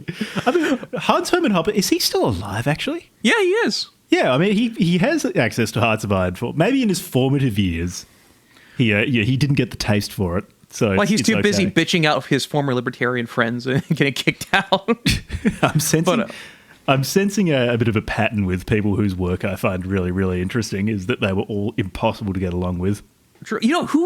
Surprisingly, I was getting tired of my Wyndham Lewis buffet. I was reading some Murray Rothbard, his chuddy essays and his social commentary. There's this great essay by Murray Rothbard called Culture Kampf, which is basic culture war from Bismarck. And the first thing he talks about is the Bloomsbury Group and Henry Fry, or Roger Fry, which is Wyndham Lewis's arch enemy was Roger Fry. Got in a fight with. Was it the Omega something, wasn't it? the mega club or the mega level. That's it. Yeah. Because Didn't he accuse Fry of stealing a bunch of his own work? Yes, and he passing did. it off as his own, and blew up that relationship too. Yes, and what he got so mad, he broke into the gallery, replaced the main centerpiece, the cum shot piece, with one of his paintings, and then he was eating soup with the guy, but the guy was a boxer, so he ended up spilling his spaghetti and running away like a retard. Naruto running. But I guess it's things like that though, which is why he was able to write someone. Like the scene where Chrysler is probably, I think, the best scene in the entire novel. The scene at the dance where Chrysler is just behaving like an animal. I feel like he was able to write that because he's done something like that himself, just spilling spaghetti everywhere, making a complete fool of himself, leaning into that out of contempt, even though part of him doesn't want to be behaving like that. As a person who read his biography, objectively speaking, Wyndham Lewis, at least at that time, was 60% Otto and 40% OC. I'm above it all Tarr in real life. I guess, where he's distinguished from Otto is that Otto was a failed artist. Wyndham Lewis was, even his sharpest critics cannot avoid the fact that he was extremely talented. I think, so George Orwell naturally didn't like. I found an Orwell quote about him, which I thought some sort was, of genius. That's that's what he called Lewis. Lewis has some sort of genius, but he has no emotion. I read that essay. Here we are. Orwell said of him, enough talent to set up dozens of ordinary writers has been poured into Wyndham Lewis's so-called novels. Yet it would be a very heavy labour to read one of these books right through. Some indefinable quality, a sort of literary vitamin, which exists even in a book like If Winter Comes, is absent from them. Which is wrong. Tarr is better than anything Orwell wrote. True. If you want, 1984, Art of Being Ruled is like a far more descriptive of how like politics works on a psychological level than 1984. George Orwell was just a leftist that was mad about. He was a Trotskyist that was booty blast about Stalin. It very much is the case. I think I like him. I like him more than that. So I think 1984 is a good book. Animal Farm is a good book. I think for probably political reasons, his literary merit is overstated. I don't think he was a bad writer. But just Lewis, Tarr's better. Tarr, it's like Hemingway. I think a lot of people basically only know Lewis from that Hemingway quip in. I'm pretty sure it was in A Movable Feast. That it was Lewis has the eyes of an unsuccessful rapist. Which I'm sorry, that's a banger excellent line. Excellent line. It's a banger pictures line. of Lewis too. Not untrue. He does have those eyes, but Tarr is better than anything that Hemingway wrote as well. But this is the connection of Hemingway, by the way. I was going to tie into this. So there's a story of Wyndham Lewis has to get his art commission. He is broke. He is borderline homeless. It's so bad his wife is going to have to work in a factory. They had to convince this one socialite woman to convince all her friends to get portraits from Wyndham Lewis. Remember, portraiture at this time was kind of just like beneath you. It's like doing feet porn for an art on Twitter art, It was considered actually debased to be portraits, to do portraits at this time. Because he was really good at them, and he did a bunch of really famous ones. I think he even he did T.S. Eliot as well. I think that one was. I'm pretty sure he got rejected from an art prize for it, even though it was just much better than the other portraits in competition. And you know who voted against that? Who voted nay for it being awarded a prize? You know who was a member of that? Was it council? someone he really pissed off? Winston fucking Churchill. Really? Yes, Winston Churchill even made an essay or a quote why it was too new wave. He did not like the T.S. Eliot portrait. But then Winston Churchill signed the commission supporting him getting financial gibs after the war. Oh, really? Yeah, and you know who else who was in charge? There was the gun military factory, the artillery. The British state gave him a commission for the war effort in Canada to make a painting for the war. I think it's Artillery Factory. Yeah. I actually looked at that one when I was looking through the various paintings he'd done earlier today in preparation for the episode. His depictions of landscapes and scenes in the First World War are fantastic. Yeah, battery shelled. Let's be honest, that's most people's favorite is battery shelled. Yeah. It's. And the reason why I bring that up is because you know who's in charge of that particular program? Kenneth Clark. Really? Yes.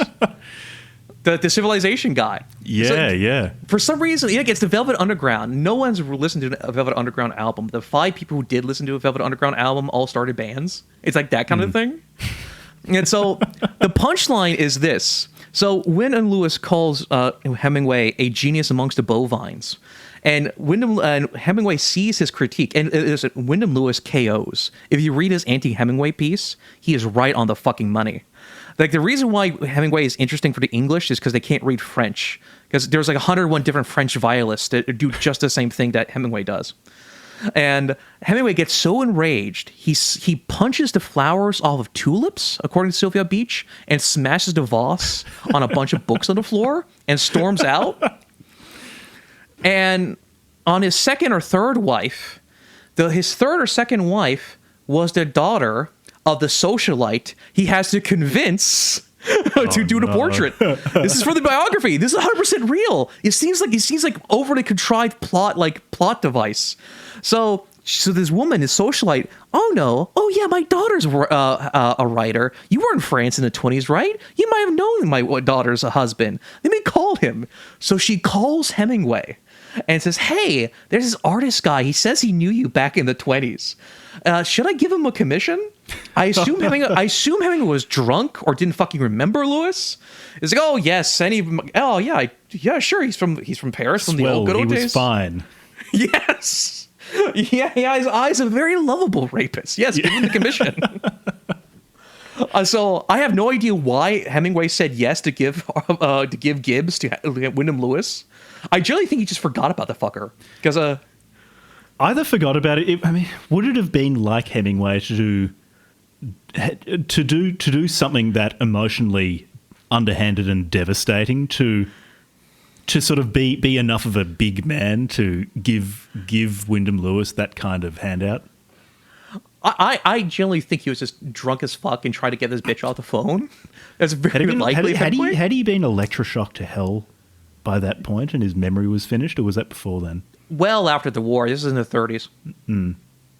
So that, his real life, it literally is a Looney Tunes, just a comedy series of errors. If you're trying to read this in a plot, is like Wile E. Coyote. He is like Wile E. Coyote if Wile E. Coyote were a fantastic painter and novelist. That's why I said with Cap, I said he was basically Bugs Bunny, basically, with an eyes of an unsuccessful rapist. No, yeah, but I mean, Bugs Bunny couldn't help but win. I feel like Lewis just constantly undermined himself, and he couldn't help himself, which is, I do think that's where the quality of all of the characters really observing themselves, undermining themselves, and not wishing to do so comes from. I think that was actually his internal experience. Because I haven't read his later works. I'm not sure whether that's something that just comes up in Tarr, or if that was present in all of his novels through his life. I only read about 1.5 of his fiction, and another hero is William Blake. Because if you notice this, very few people are. Well, yeah, in his first collection of short stories, The Wild Body. He basically describes himself, I have a body of a caveman, but the mind of a William Blake. And T.S. Eliot calls him a Tarzan. And as a compliment of his vitality. Like I have the body of a savage, but the mind of William Blake. And also because William Blake was also one of the few people who was both a great visual artist and also a great writer. That is true, yeah. And that's what Wyndham Lewis saw himself as. And he had very much a body, it was from Schopenhauer, the body-mind distinction. I mean, he goes by in length and tar, like the hatred of the body. There's this wonderful painting called The Woman on the Stairs. And it's a woman laughing. She has this great shit-posting, like, meme-esque grin. And he says, the body is just merely a pedestal for the laugh. The laugh is the mind sneezing, or the brain sneezing, at the ridiculousness of the body of the flesh. Like, he is very much borderline Gnostic in his hatred of the physical world. Or, no, physical flesh meat space, I'd say. Yeah, at least I see it as time. Like, the changeability of the body is, its temporal aspect is what seems to really bother him. Yeah, anything that moves rots. Mm-hmm. Yeah. And you can see it, say, in Tarr, how Tarr says that he describes Berta as an empty vessel. And that's why he wants her, as this medium for art, something that he can impose himself on, and why he's nervous around Anastasia, because she's too sexual and knows how to use her sexuality, and he could be trapped by that. She's got enough of the atemporal spatiality to be able to use her the essential temporality of herself, which, being a woman, she has in excess, because he seemed to... insofar as you can read Tarr's thoughts in Tarr as an accurate reflection of what Lewis thought, which I think that probably are pretty close, women are just more bodily, more innately sexual, more subject to time than men.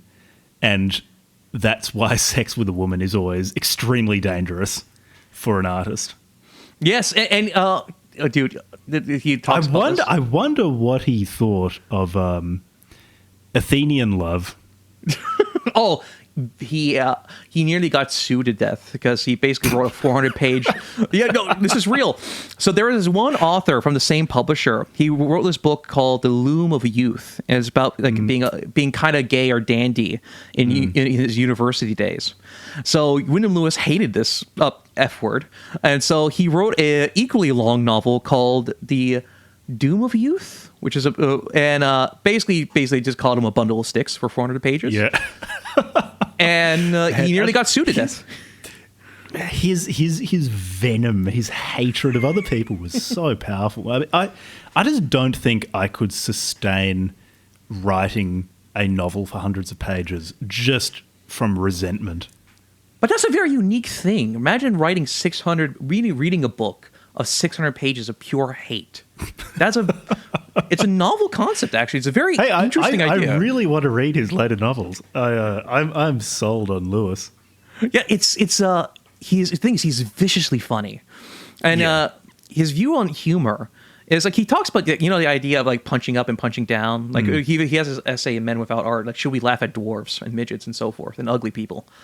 And he's like, well, we're all ugly in our own way. This little waddle we call a walk. If you like the description porn he does the description porn how people in Tarr, and when he talks about Boxer, his shoulders sway like a rodent's.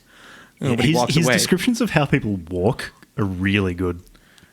That's in everything he writes. You basically love everything he writes in that case. And Wyndham Lewis, he talks about this. Oh fuck, where was I? Fuck yeah, I was imagining him walking like a rat. What was I talking about? Doom of Youth. Him writing 600 pages accusing someone of being gay. Yes, the Doom of Youth. Yes, and he got nearly sued to death. And the idea of writing something from hate. And his view on humor was that the satirist has the same profession as a headsman. And in many ways, to be a satirist, you must have a sheriff's badge from society.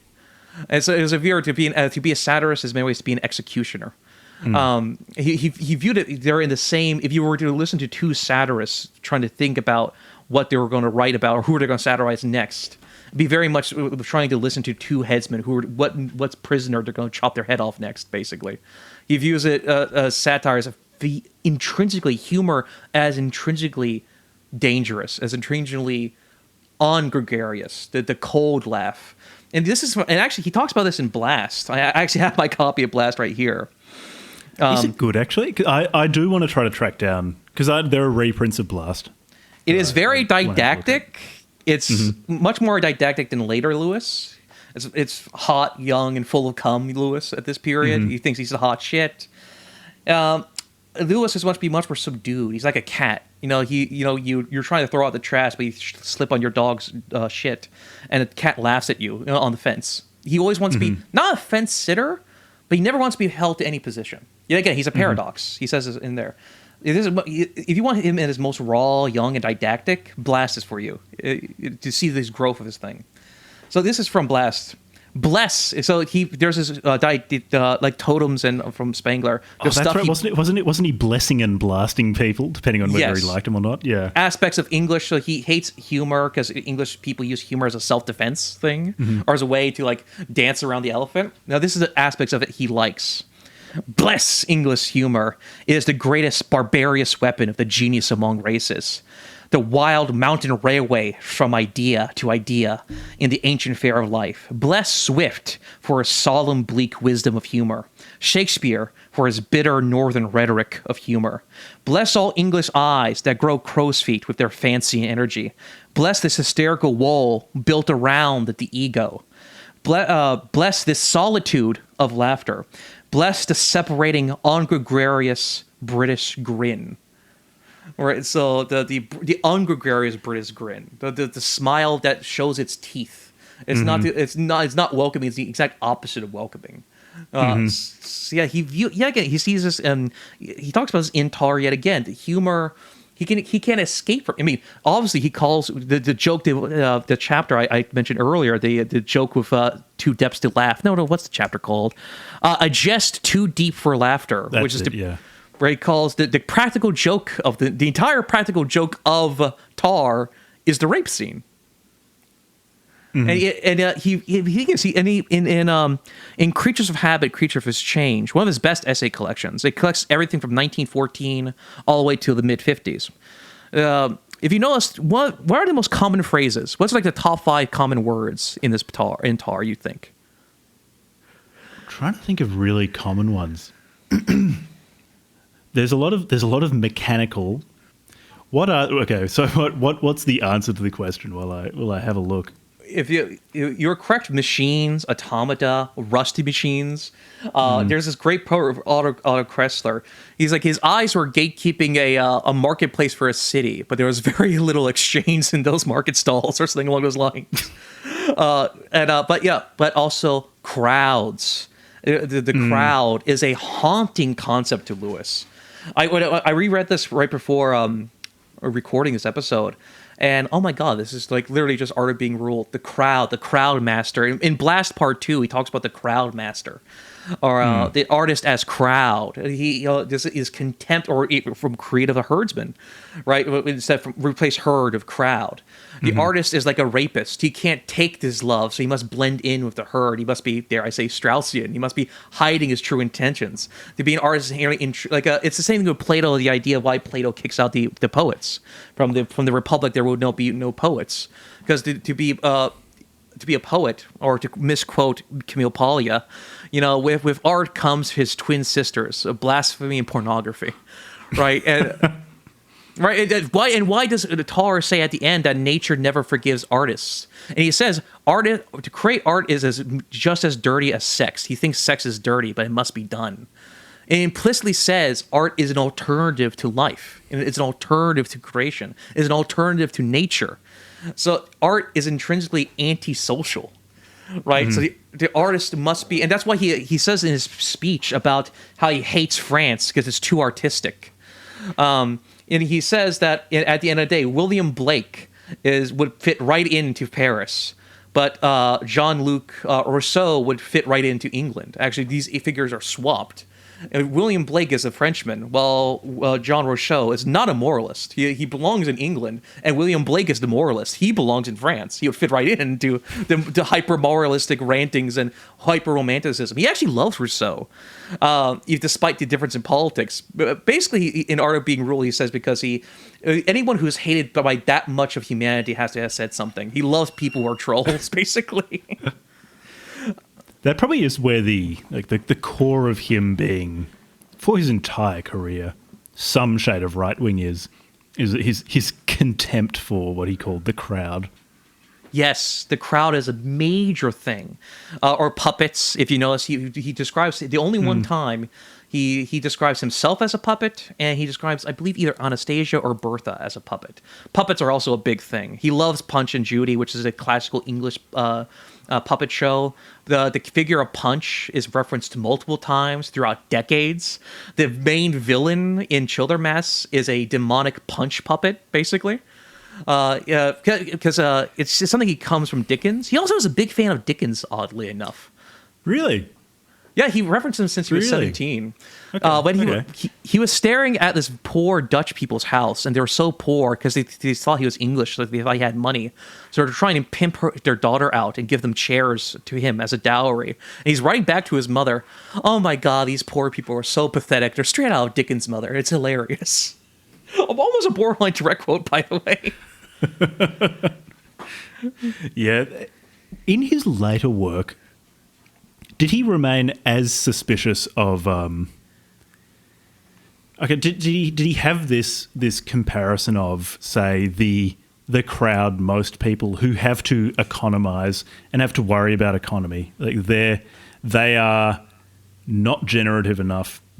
They don't have this overflowing of being to the point where they have to actually consider the future. They have to measure things out. Whereas the genius is just overflowing and abundant, and the domain of the genius is waste, and wasting things is the luxury of genius. Did he stay as suspicious of democracy and the market as this leveling force through his career? Exoterically, he cucked. He was doing the can during World War II. I am so sorry. I love democracy. He wrote 2 books jerking off democracy. But in his penultimate book, the sequel to Childermess, by the way, Childermess was supposed to be completed like 3 decades ago. But the reason why he didn't finish the 4th book is because he was really finishing off 40 years after the first book was ever published, by the way, or after 40 years after the book was published. And so exoterically, he wrote an entire second biography, The Rude Assignment, where he apologizes for being a chud. He cucks. But in his, again, I'm sorry, but I'm going to have to bring up Strauss here. In his penultimate, his second to last book he ever published, Mardi Gras or Monster Gras or something along these lines, it's the sequel to Childermess. In his fiction, so in The Heroes is actually, Hyperidian Press. It's named after the hero of Childermess, Hyperidian. And really? Yes. Okay. Or Hyperides, IDES after hyper. And they're wearing swastikas. They're wearing, it's full Bronze Age mindset. They're violists. They're built like sculptures. Hyperidian is said to, he compares him to Michelangelo, and also if you read his essays, Wyndham Lewis basically thinks Michelangelo was a god because he created God for the Sistine Chapel, obviously. And Hyperidian is a genius. And in the second book, he directly compares his hero from Childermass to fascism. He says I'm quoting it a little bit, misquoting it. He says, fascism was the dream of the future that was crushed by the twin children of modernity, bourgeois liberalism and Marxism. So in his very last book, after he exoterically cucked in the middle of 300 pages into the fiction book that no one will read, he still calls fascism of a dream of a future. He still have the Marinettian wing of fascism before Mussolini cucked to the traditional boomers with the Catholic thing and the Roman LARP. Also Hitler as well. And so he was very much a violist. He liked the idea of taking the symbols of the Greeks. Yet again, the idea of sublime shallowness. To not even be shallow, to be nothing but surface. To take the best of the Greeks, but none of the psychologicalizing, none of the Socratic method dialectics. No dialectics, only vitality and the love of the will of the present. He never got over Marinetti. Even when Marinetti became a nobody, right before Lewis became a nobody, he still loved Marinetti. He was a futurist in his heart. Despite disagreeing with Marinetti repeatedly in public. And half of it was he was a futurist. He did a painting for a futurist club and self-described as a futurist and kissed Marinetti's hand when he first came into England. But Marinetti was ego. Yet again, 2 guys with that big of an ego. Yeah. Marinetti was not really a shrinking violet either. So he was just too dominating. But the most futurist thing you can do is to say all the other futurists are posers and you're the real futurist, and name your futurist thing something other futurist. And like futurism, actually, Vorticism was more or less killed by the First World War because a lot of the leading lights of Vorticism, as with futurism, just got killed. He says this in his first biography, Blasting and Bombarding, I think. He basically said that. He also blamed the First World War on his mother's death as well. He says because his mother got sick during that time. And he nearly died too. The woman who was a female vorticist who tried to break into his warehouse and sleep with him, they had to call his mother and send her to a mental asylum. 2 women went insane trying to sleep with him.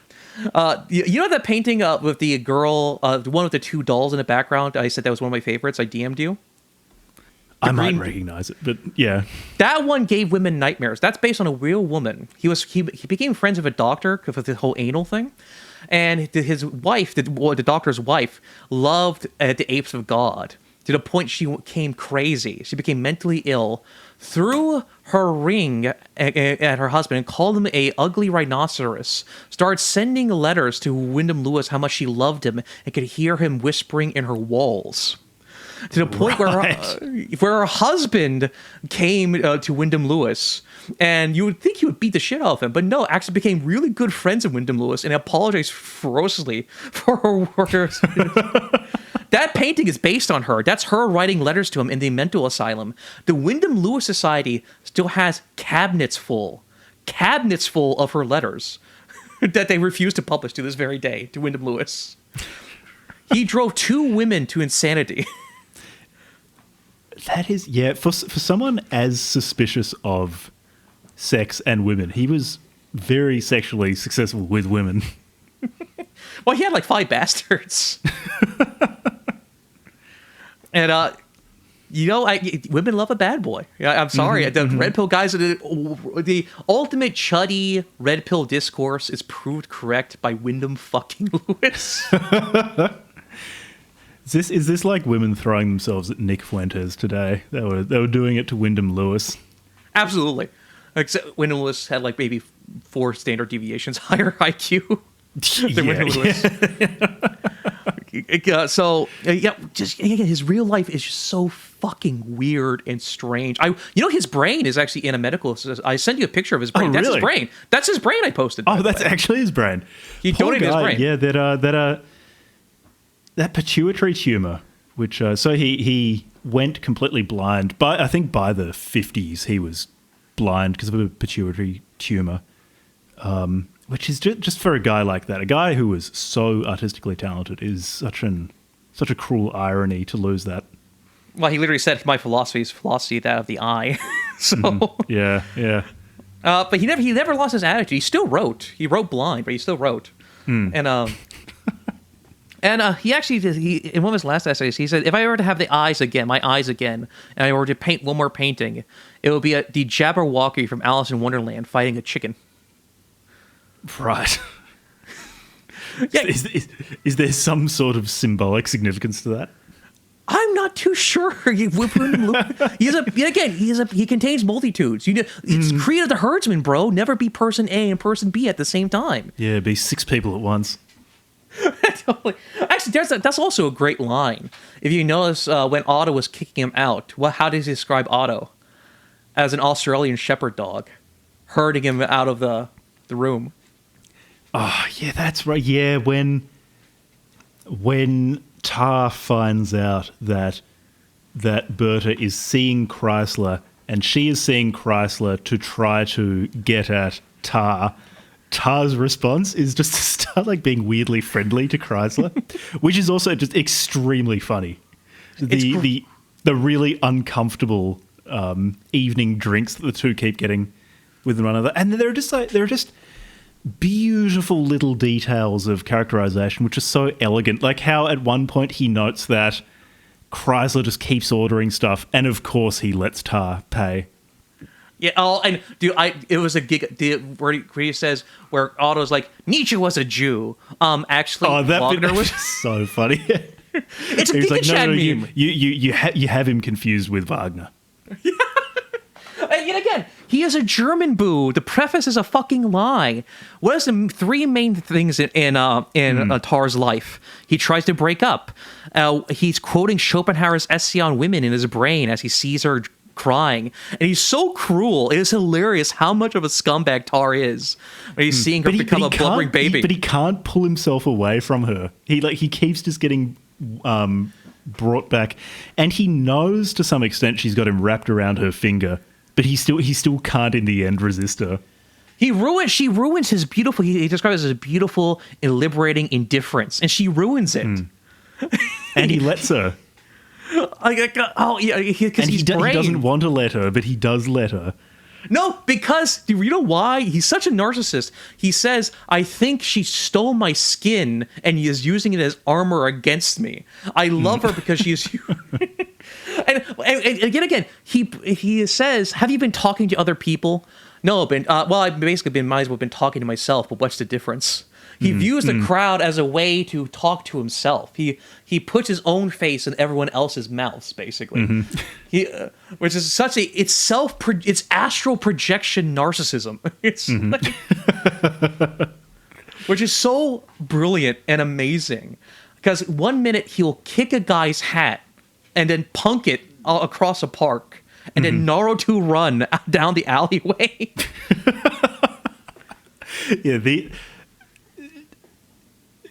Basically every scene is comically fantastic, but also is also just a very impressive demonstration of making characters that feel very real, very psychologically real. Yeah, but psychologically, but not being like didactic in a quote unquote naturally psychological way. No. It's also just funny seeing how much of Lewis's own neuroticism is present here. So say Tarr constantly worrying about having too many German friends and so on, and worrying about paying such intense attention to where every character in the book is from, what their nationality is. While at the same time, Lewis himself was so well versed in, so I'm pretty sure he spoke German, spoke French.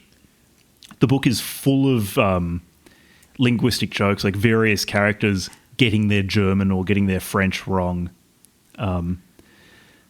He himself was so immersed in these cultures and was so knowledgeable about them. And I wonder how much of Tarr's concern about falling into the mass of, say, Germanness or Frenchness was Lewis's concern about getting too close to Germanness or Frenchness and becoming part of that herd.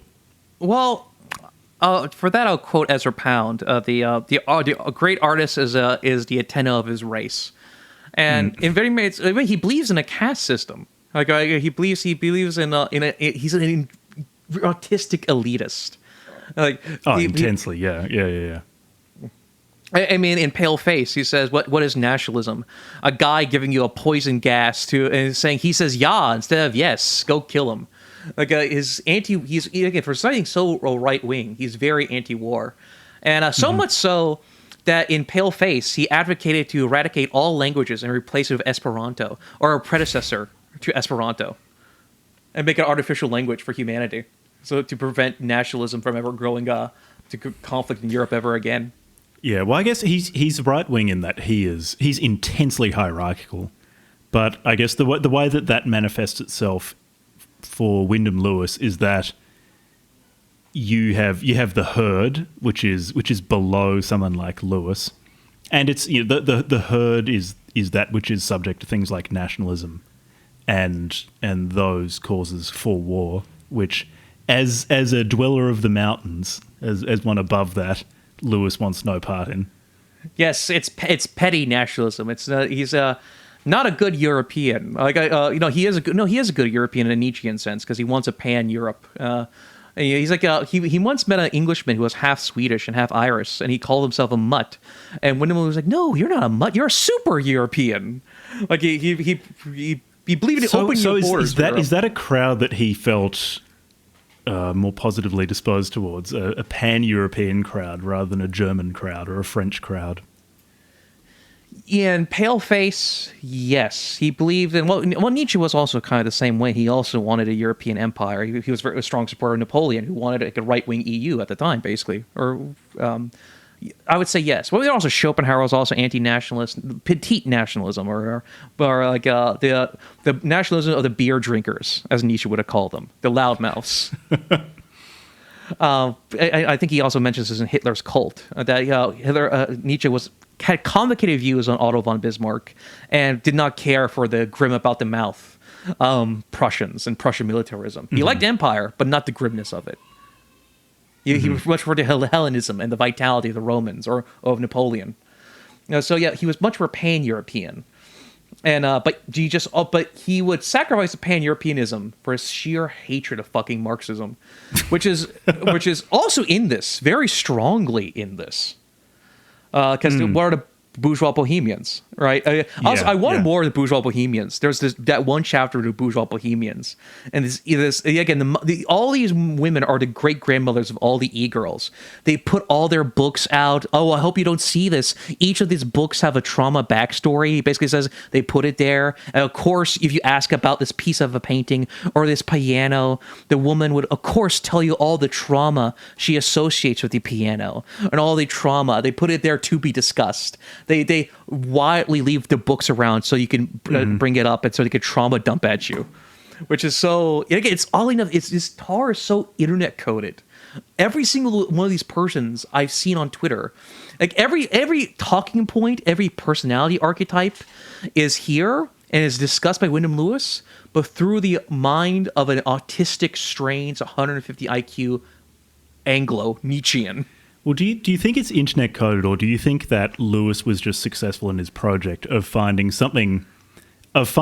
dead, unchanging matter to impose his art upon? That these are dead, unchanging forms that can be expressed contingently in time, whether by, say, Bloomsbury Group, bourgeois bohemians in the early 20th century, or by e-girls today in 2026. I think so, because to give him credit, because he was so high upon the mountain, and he saw other people so clearly. He could see through people so clearly in his essays. He would just fucking murder them with his essays. Bernard Shaw especially. One of the reasons why he hated Bernard Shaw is because they were giving a speech, and when Bernard Shaw was introducing him, he called him Winfield Lewis instead of Wyndham Lewis. That was enough. That's very funny, because I've read a few books of Chesterton's, and G.K. Chesterton it just will never let an opportunity slide for him to talk about how much he loves George Bernard Shaw's writing, and also this is why I disagree with him, and just go off for like 30 pages talking about that. So my impression of Shaw, because I've read very little of Shaw's work. I've mostly only encountered him through Chesterton disagreeing with him in a very like a characteristically affable way. I didn't know that Lewis had a characteristically unaffable disagreements with Shaw. Well, he also hated Chesterton too. He called. I'm certain he would have hated Chesterton. Yeah, which is weird. He calls all his jokes corny. He calls them, what is it called? Not Union Jack. America has Uncle Sam. John Bull. John Bull used to be basically the English version of Uncle Sam, a big fat businessman with a top hat. That was their international figure, and he basically calls Chesterton like a drunk John Bull laughing with the beer drinkers. Basically Nietzsche's quote about the chuds of Germany. He calls his puns corny, which is brutal. To be having your jokes called corny by Wyndham Lewis, who makes a cad pun. You remember the cad pun? Where Anastasia says she had sex with a Japanese guy at a golf course. And he says, "Oh, what a cad." And she's like, "Oh, yeah, he was a caddy. How did you know?" I feel like I'm actually not sure what Chesterton would have thought of criticism like that. He seemed so good-natured and so inclined to agree with his critics that I'm not sure how much it would have bothered him. Well, to be fair, most of his critics were above the belt, but Wyndham Lewis would have went for, if he could have reached the balls underneath the gut of he would. Wyndham Lewis always went for the kill shot in his essays. Yeah, he was always going for the balls in the eyes in his criticism. Yeah, and that's exactly right. Yeah, again, he's a headsman. To be a satirist is to be an executioner. And Wyndham Lewis is just, in Tarr, what makes it so funny is the brains of Bertha. Bertha is such, I'm sorry to chut out, such a woman, where it's such a woman moment, like, oh, I'm actually I'm doing something good for Tarr by making out with Otto. because by making out of Otto, one, I have it in my back pocket. I can reveal it to him and sorry. Maybe we can have a row, which is an old word for having an argument. And arguments always draw him back in. And if I don't get him back, well, me cheating on him or pseudo cheating on him will release him, thus giving him what I wanted. So I'm being a selfless, virtuous person either way. And she was actually correct, because that's one of the things that really elevate the satire and social observation in Tarr is you do have basically everyone is just being really pig-headed and constantly trying to maneuver around each other to get what they want and feel good about it. But I think part of the brilliance of Tarr is, say, when Berta's doing that, she's also correct, as in that she does get Tarr back by doing that. But in a most completely retarded way possible. Yeah. Or when one of her girlfriends says, oh, I wonder why he was so wild at the party. And of course she's like, oh, it's because of me. And you remember that scene where I love it when Anastasia says that, well, Chrysler was being so wild at the party because he wants me. And then Berta got really offended. She was like, no, it was because he wanted me. And that was the point of tension between them. That was really good. And he's a cad, but he was just hungry. I think that was the excuse she told her friends. Yeah. Hunger theory, yeah. And there was that long internal discussion about how can I seed the hunger narrative and make people believe that he was behaving so strangely just because he was hungry. And thinking through, okay, how can this overcome the counter narratives? Yeah, the narrative control within the female group of friends is really funny. I'm sorry, I've seen enough female group chats where this is 100% accurate to how women do intersexual or inter-competition amongst themselves. This is the exact mindset. Or like, oh, he's such a cad or he's such a beast. But so I don't care if you're right. In fact, if you are right, I have to see him, because if I don't see him, I'll look like a dumb bitch. and because she's the most like working class. She's the most normie. She looks like a housewife. She's very handsome or homely. Which is a death sentence to the e-girls and the not the swingers. What did they call e-girls back in the 20s? It's flappers. Oh, that's right. Yeah.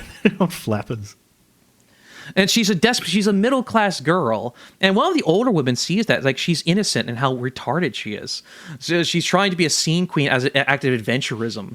And when people from the middle class try to become bourgeois bohemians, the scene just eats them alive.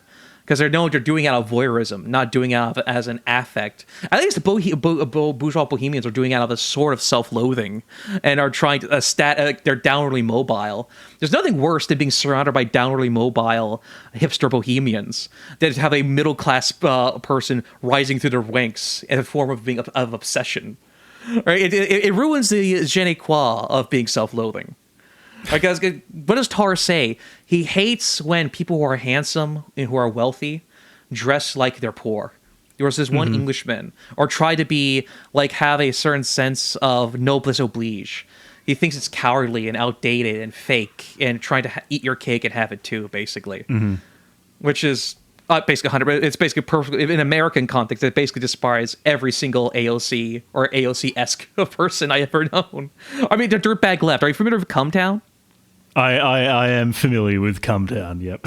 Would you say basically he's had the Cumtown mental physiognomy down to a T? He describes these people perfectly. Yeah, I think they're probably, again, back to why this novel was successful on Lewis's terms, how he did find some sort of dead spatial form unchanging through time. I think he has identified a few archetypes in this book, such as the bourgeois bohemian, the champagne socialists, as they're now known today. Yeah. Those sort of people, yeah, absolutely exist. Yeah, to give a quote to his god, Apollo, he was so high upon the mountain and shooting so far into the future. If you read anything, he reads like, "Oh my God, this is all Twitter for the last 5 years, but through the brain of a genius." About the gutter chud chow. it's amazing, the breadth and the clarity. He has a perfect Apollonian archer just shooting bullseye after bullseye after bullseye in anything he's talking about. I mean, other than his predictions for World War II. I mean, maybe Hitler being a man of peace. I did hear that his novel Revenge for Love is a really, really good satire of communist fellow travelers in London in the lead up to the Spanish Civil War. Yeah, basically it is the Chud answer to Orwell's Homage to Catalonia. No, the Chud answer to that was Mine Were of Trouble by, I forget who. Pete Kemp, or Peter Kemp. Yeah. For some, like, Tory Chud who decided to go and fight for the nationalists. I don't know. I would say I would love to see Wyndham Lewis have a beer with Peter Kemp, but Peter Kemp would probably just fucking strangle him. Yeah, Peter Kemp sounded like a pretty scary guy. He was a real operator. He would not handle Wyndham Lewis's shit for 3 minutes. And no, I think he'd just break his nose. Actually, Frederick Jameson in Wyndham Lewis, Artist as Fascist, says that I think it is Revenge of Love has the most sincere emotional tear in all of fiction. Yeah, I do recall. I haven't read that book. I know the quote from Jameson.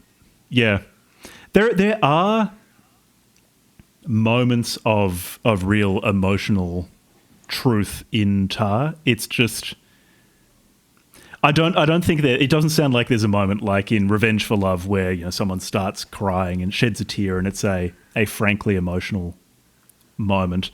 They're just you just get little glimmers of non-misanthropic human emotion glimmering every now and then in Tarr. He could make those observations, and he was capable of love. He just didn't put it into his art very often, or tried to avoid it. Which makes it all the more precious and all the more strange. When it does happen. Or in Self-Condemned, his most self-hating novel, his Canadian novel, Marshall McLuhan said it was the best book on Canada, but of course the Canadian establishment hated it because he hated everyone in Canada. And Self-Condemned is all about how much he hates Canada, but also how much he hates himself. I mean, it's in the title, Self-Condemned. Those moments are very rare because he's so confident. Tarr is an extremely confident novel. Yeah, very confident, especially for your first novel as well. Having something, so this is, like we said earlier, it feels like a continental European modernist novel in that it's quite maximalist. So, you know, it's not quite, it's maybe not quite James Joyce levels of maximalism. I mean, you're not really a continental European, but it's not quite Finnegan's Wake, but it is. There's a lot going on. Like there are so many allusions to other things. It's full of French and German, like just like untranslated sentences and random Arabic languages. The Sassoon, the storm. Yeah, takes a real pleasure in slang and various sub-dialects of English. It's it is a busy book. It's not a work written by someone who didn't back himself. Yeah, it's a slow burn, but you're right with the party scene. With Otto, it just goes 0 to 60. You're like reading this and like, what the fuck is going on? Because you see him coping, Otto's coping. He's like, I'm going to go there, I'm going to make a scene. I'm not even wearing my dress shirt. I'm purposely dressed ugly as shit. Yeah, and he's like rubbing his back on a wet whitewashed wall, so it gets all dirty as well. Yes! He's trying to make himself as unappealing as possible. That's when the book goes from good to great. Yes, that's where he channels his great-grandson, Spencer Gruenhauer. Yeah, that party scene. That's when he taps into his chud rage. And he ran, and also it's very funny where Wyndham Lewis, Tarr, if you remember, what gives him the courage to finally somewhat walk out the door during the breakup scene, he sees a piece of Goethe's poetry, and he compares it to the way soldiers would have it on their breast, the way a Bible would. He compares Goethe to the Bible. Schopenhauer is a it's when your girlfriend's crying and you have to pretend to care, so you're playing loops of your favorite song in the background. In that case, it's Schopenhauer, and innately knows more about Nietzsche than Otto. The only time Otto makes but he's by himself, he makes a literary reference, is to Shakespeare. Because he calls the flapper, what does he say? He says, "Get thee to a nunnery." That's right, yeah. So the first instinct of Tarr is to quote a German. All you have the first thing for Otto to do is quote an Englishman. I mean, that's just an example of the sort of depth in this book. There is so much going on. You know what I think? I think there's a little bit of pale fire in this. I actually think Nabokov, other than politics, would you say there's a similarity in Nabokov? And because I'm thinking of that one scene in you read Pale Fire. Remember when Kimboldt is describing how this German's trying to shake his hand, and he goes on a full monologue, and he says, "We'll be leaving that hand unshaken," or him patting looking for a pipe. The physical humor in Pale Fire is almost to the degree of the physical humor here. I mean, there might be superficial resemblances. I do think Pale Fire, like almost all of Nabokov's writings, he's trying to trick you. Like, they're kind of puzzle boxes. Whereas Tarr is not that. I think Tarr's actually quite... I mean, in the sense of Vorticism, actually, it's quite transparent in what it is. I never got the impression that he was trying to trip me up, which is an impression I always get whenever I read Nabokov. Yeah, Nabokov is also very playful. He's always well-meaning. Well, you could say many, many, many things about Wyndham Lewis. Well-meaning is definitely not one of them. He's not well-meaning at all. In many ways, the way how does Otto Kressler describe how he paints? He throws his subject on there and pounds them with his knuckles. That was such a good description of Otto. As beating his subject into submission when he's painting them until they acquiesce. Which is a foreshadowing of the practical joke later on. Of course, the reason why she gets raped is because she is literally his model, and he paints her afterwards. And you notice, Otto is a tit guy. She offers to show him her legs, because she has like nice thick thighs. And remember, Tarr prefers her legs to her face. Yeah, that's right. Which is another aspect of the dualism. The Apollonian prefers the legs. The Dionysian prefers the mommy milkers. Which is... the setups are always great. I love the setups.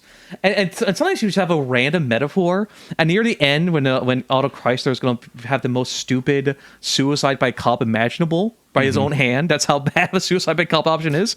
I love the ways he fails, even when he's trying to get arrested for having shot someone in Paris, and they just keep knocking him back. Do you think he's a homeless guy? He just thinks to just fuck up, you random weird. Yeah, until they then think he's a German spy because he can't speak French properly. Yeah, and then they throw him in jail. And then they arrest him.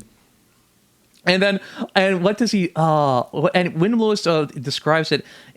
Kreisler is like a man... He felt sorry for the Pole he shot and felt desperately wanting to change things. Or had a yearning, a yearning for the morality of the universe. The same way a schizophrenic man standing on a stool on one leg trying to piss on a bird's nest while on fire. Do you remember that weird-ass metaphor? I remember that metaphor, yeah. It just felt so out of place. That's what I mean when I say like he's constantly undercutting any sort of moment that might feel sentimental. He'll drop a joke in there. Like your arms look like bananas when Bert is about to get raped. Whenever Lewis is worried that you might start feeling some sort of sentimentality, he just cuts your legs off. I would say actually it's not maybe it stops sentimentality. It doesn't stop you feeling emotional weight to the book, which the book does have. Say Otto's suicide's really sad in that just before he hangs himself, when he's got the noose around his neck, Otto's trying to focus and think like, okay, this is the final moment. You know, I've got to try to take this seriously, and he's really struggling, and so he just hangs himself. Like he never can quite like grasp onto the unmoving that is being buffeted around by time. He's still always just subject to that changeability. And actually, what is his last thoughts, by the way? You remember what his last thoughts were? No. It's his attempt to try to hold on to something and focus on that moment before dying was the thing that really stuck in my mind. What was the last thing he thought? His tongue. That's right. Yeah. His tongue in his mouth. Which is, yet again, the Dionysian, the taste, the flavor, the mere nerves. The bodiness, yeah. And remember, Tarr and right after that, Tarr and Anastasia have this discussion about tastes. And how the consciousness gives, yes, you need the physical world, you need taste, but the only consciousness is the only thing worth a damn to actually make that taste mean anything. They talk about food or use a food metaphor. So shout out to Dave Herod. Big fan of food metaphors. Yeah, Friend so of the pod. He is definitely my Otto Chrysler. I'm obviously Frederick Tarr. Frederick Tarr is obviously literally me.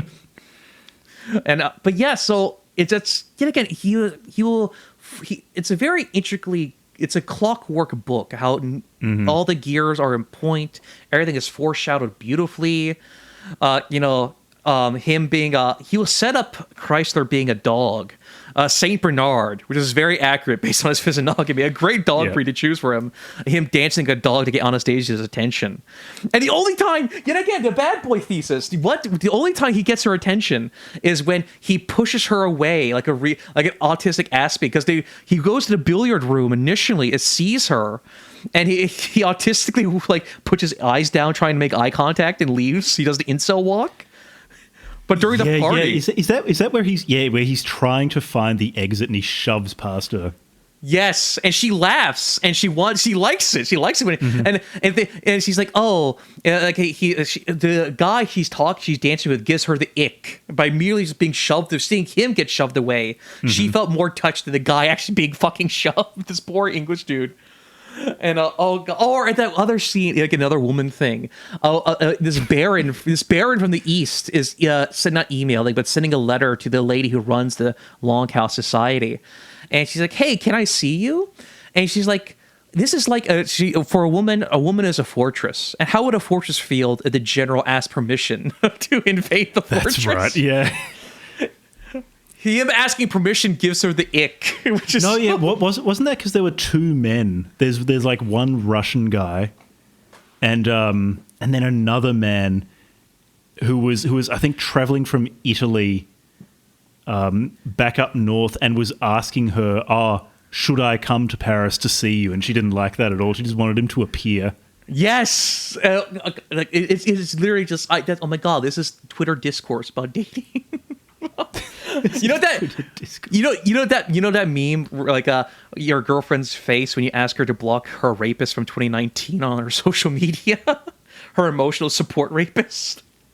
Is this some meme I'm going to have to look up to really understand Tarr, to really dig deep into its intricacies? Yes, it is totally Tarr coded because what is Otto? Otto becomes her emotional support rapist, my rapist. Yeah, he actually does. Yeah.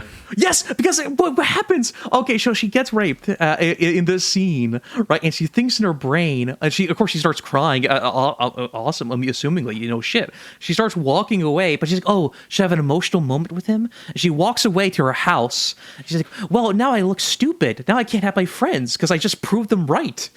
Because they point blank told me that he was doing it for Anastasia and he was a brute. But then she's interrupted by Otto just appearing at her front door, walking in to her apartment when she says, "I would really rather you leave," and he just like has an autism moment, spills spaghetti everywhere, and doesn't know what to say, and just silently leaves after a while.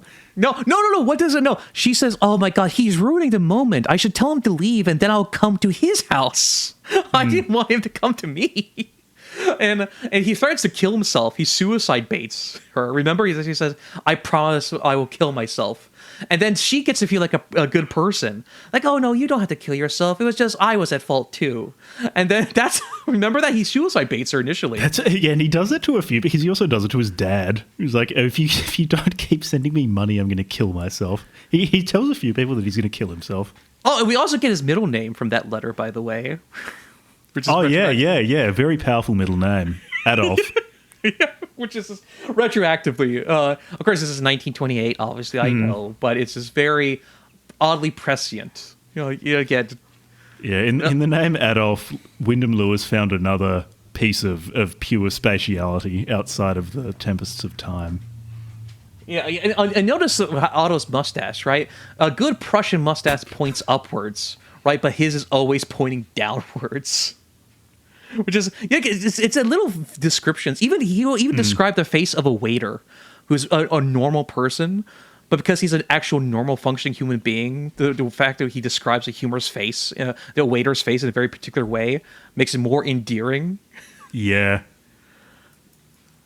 Is that the waiter who was asked to bring Otto's card when he was challenging Saltic to a duel? And, No. It's and the the one waiter's with just like just completely unimpressed. He's like, I don't want any part of this. yeah. And it's kind of bullied into it. No, it's the one of a man's face who is naturally very happy, but puts on a wooden aspirants as a novelty, and he's just puzzled at Otto's spurgery. The party right during his hyping himself up for his revenge, and then he starts fucking with everyone but Anastasia, and the bar scene you mentioned earlier, where he's like, I can feel them laughing behind me. Oh my god, I made eye contact. That was so funny. Yeah, he was walking towards the bar. I think he went to the. Remember? Do you think he was having sex with those girls? Because remember, he was taking women to the observatory.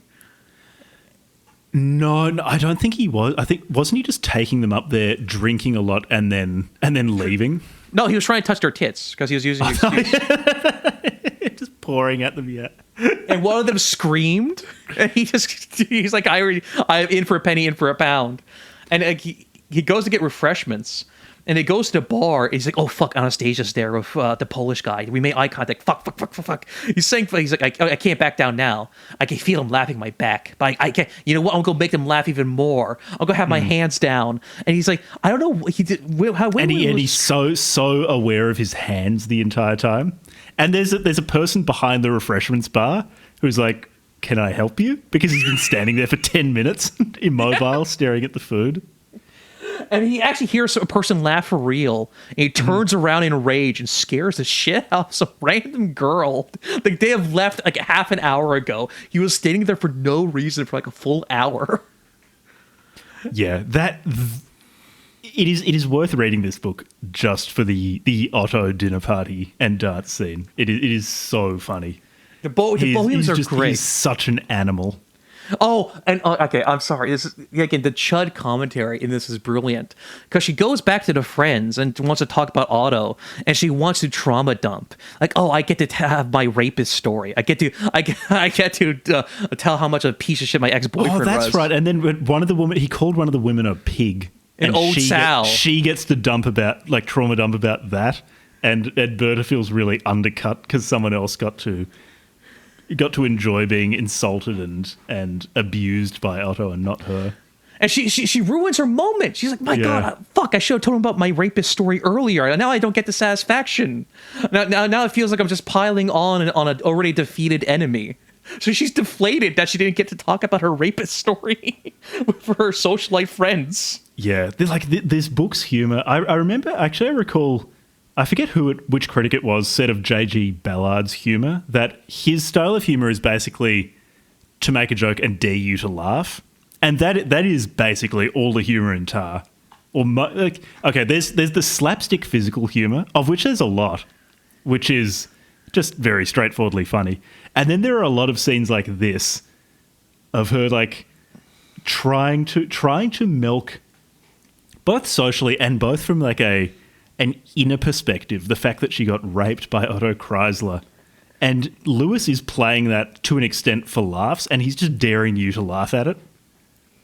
I think he just bluntly wants you to laugh. It's impossible not to laugh at it. It's just like, you know, it's very strange how fucking shockingly good he is at slapstick comedy. But you actually hated Charlie Chaplin. It is so. I love it when someone who can really write serious literature as well will apply that to slapstick comedy. Well, you know, it was just all. That's why I compared him to Nabokov, which is they both have this love of humor, and they both love Don Quixote. But Nabokov is a humanist and despises suffering, and views Don Quixote as a suffering Christ figure. Well, Wyndham Lewis loves the pain in many ways. Yeah. And it's so fucking funny. And yet again, I think it's because it's a visual thing. Because the reason why his prose is so descriptive, where you get addicted to it, and it's so clear in your head.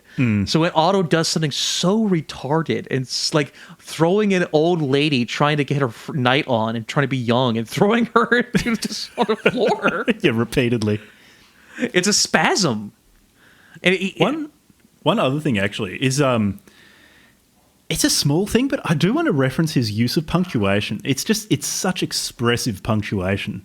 It's not just like, M dash a few words, M dash a few words, M dash a few words, lots of semicolons, lots of colons, just like sequences of colons, all that good stuff. But he'll even distinguish between, say, ending a phrase with just an M dash versus ending a phrase with an M dash and a full stop.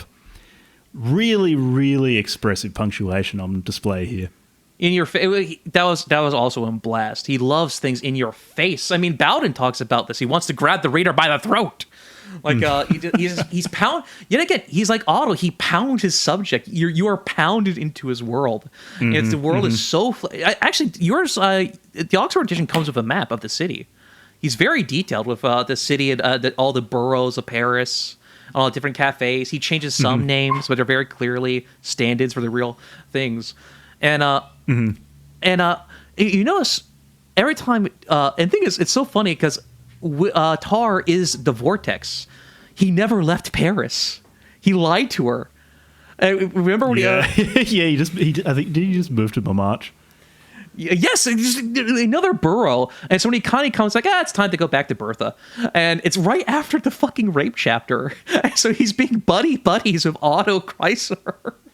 And the thing is, she fell in love with Otto Chrysler, but because Tarr is being such a fucking weirdo, being friends with the guy who raped her, she is performally hating Otto to get back with Tarr because Tarr likes Otto.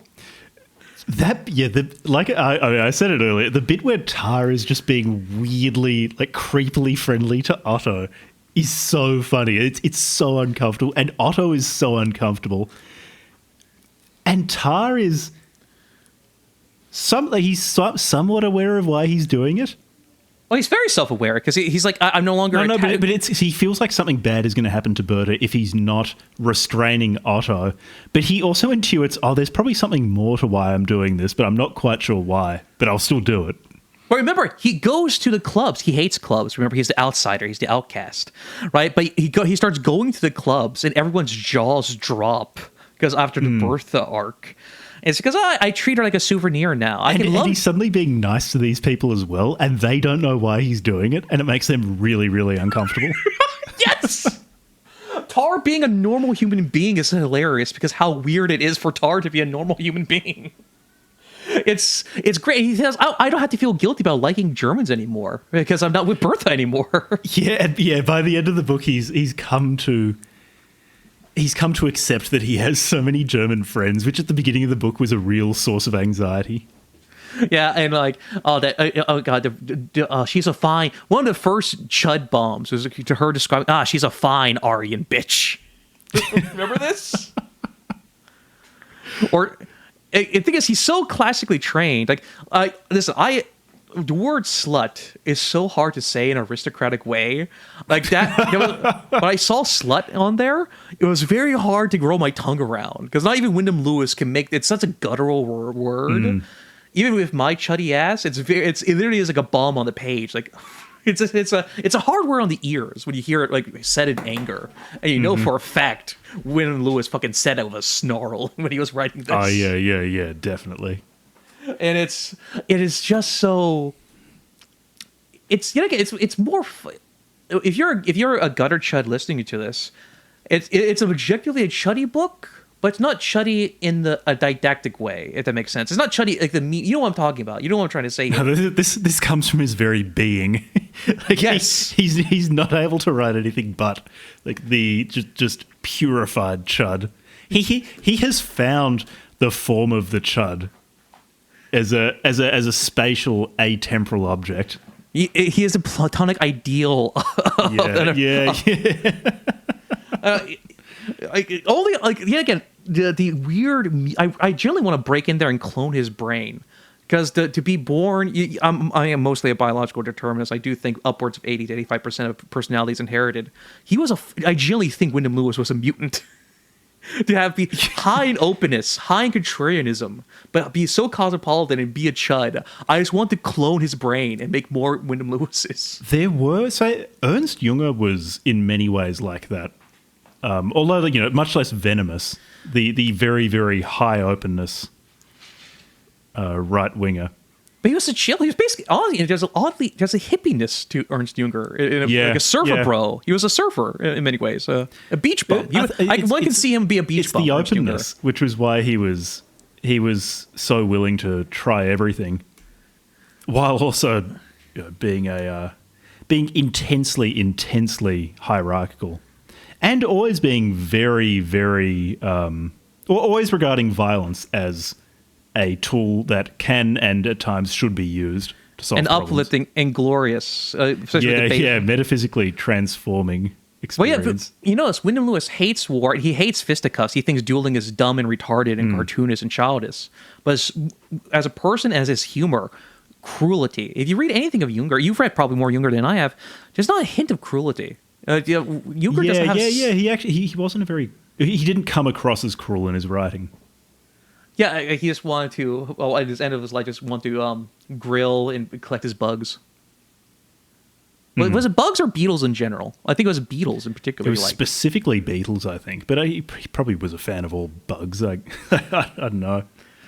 And if you notice, so the three big chuds of World War One, Celine, Junger, Marinetti, even though his books, he's nowhere... Celine was cruel. He had the cruelness of Lewis.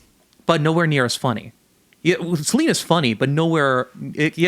Celine is dialogue. Yeah, that's not to say... So I've only read Journey to the End of the Night, which is a very funny book, but it's not at the level of Tarr. Tarr is hilarious.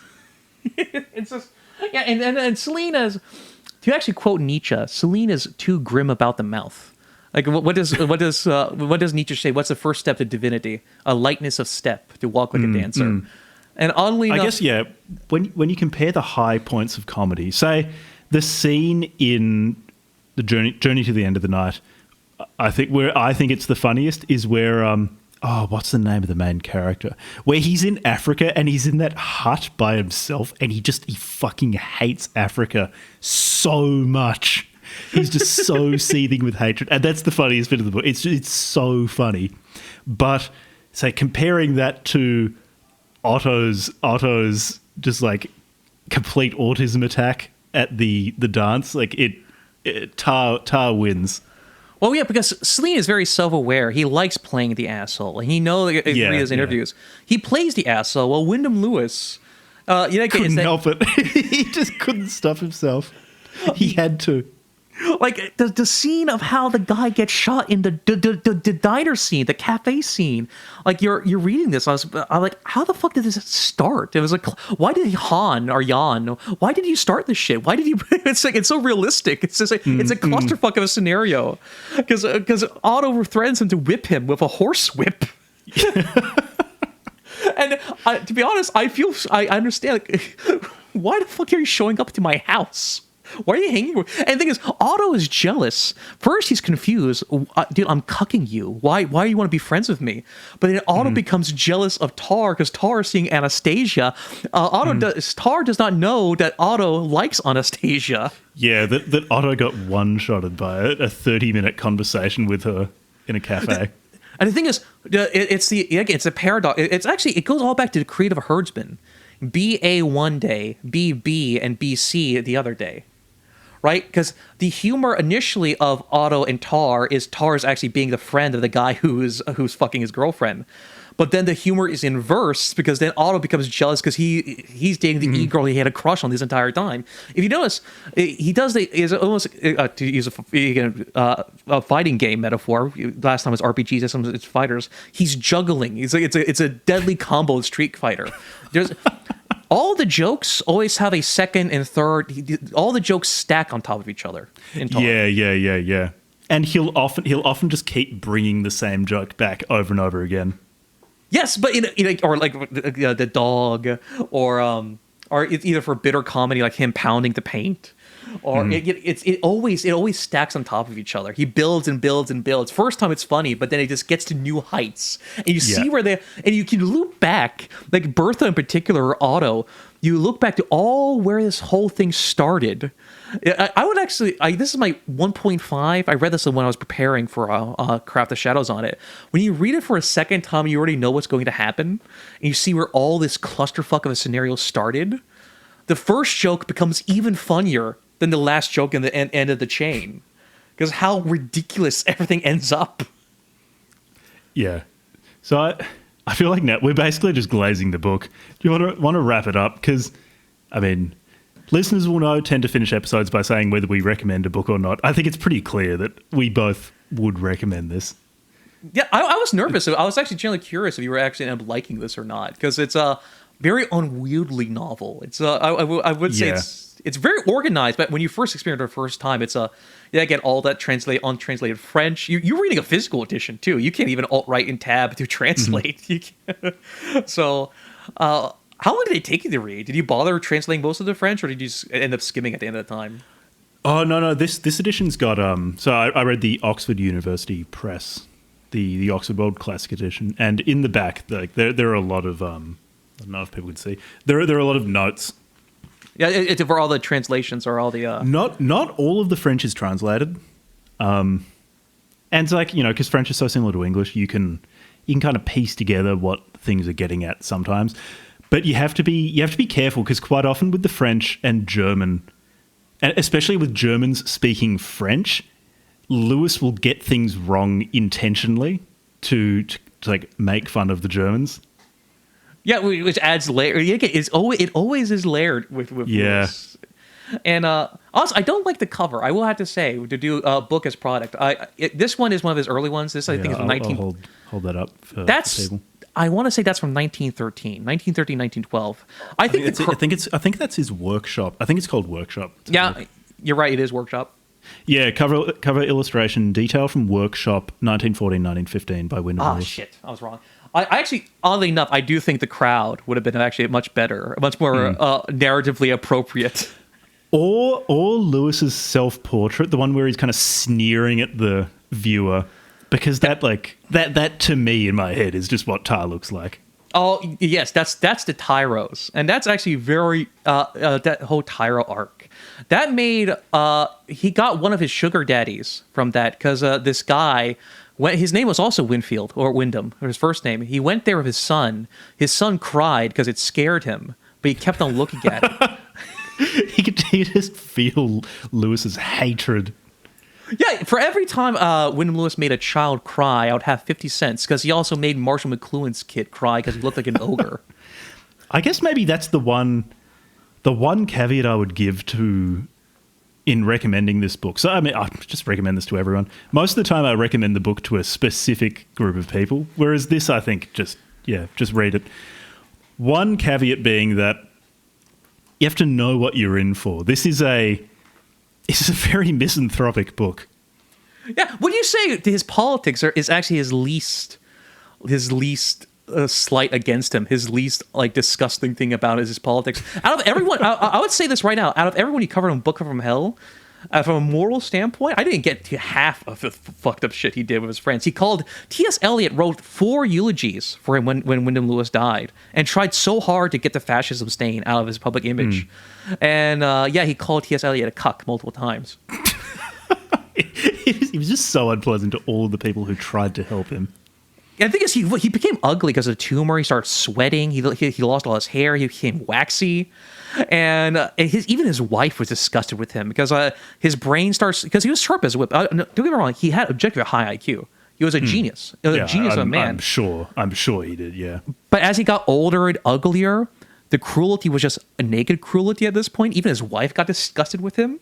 His wife of 40 years of how much he would just be so crude and so disgusting. With T.S. Eliot, who again saved his career. That portrait of T.S. Eliot gave him a new lease on life. Because the only reason why Wyndham Lewis is known is not his writings. No one gives a faintest fuck about his writings. The only people his reputation is as a painter. That is the only thing that has managed to keep his name somewhat alive is his paintings. Like not even Marshall McLuhan can keep his fucking books in print, you know? which is yeah. Like look, he was personally such a cunt. He was such an unpleasant man. I'd rather receive a letter from Teddy K to Wyndham Lewis. Yeah, look, Teddy K, I would say actually opening Teddy K's letter will do less damage to you than opening a letter of Lewis's. And it's like, Teddy K can bomb your body, but Lewis will scar your mind. And like a tumor, he'll stick with you years later. Although one would have loved to see Teddy K in a Wyndham Lewis novel. For some reason, I think he would oddly fit right into Tarr. Well, Lewis was just such a good satirist that you kind of want him for every social situation. You want a Lewis satire of it because he was so cutting. Actually, let's do some fan fiction. Where would he be today in the Scene Queen? Would he be a Bappian? Because especially oddly enough in Childermass, there's oddly Bappian aspects to him. But I think he would just backstab him later on. Yeah, with you could ask Udith. Hyperidian or Hyperides is like cartoonishly Bappian. It would be a given that no matter which scene he would be in briefly, he would be in it briefly because he would pick fights with everybody there. Really, it goes without saying that he'd be a chud. What flavour of chud? I guess flavor of one, his own. Yeah. That would he even be in a scene? It would just be him insulting people on the internet before getting banned from whichever platform he was on and moving on to the next. Well, actually, another good question to have is, do you think, actually, from your fellow David Foster Wallace head, do you think he is committing the sin of insincerity? Because Tarr is very irony poisoned. Because you said so earlier, he always kicks you in the shins if anything sentimental is about to happen.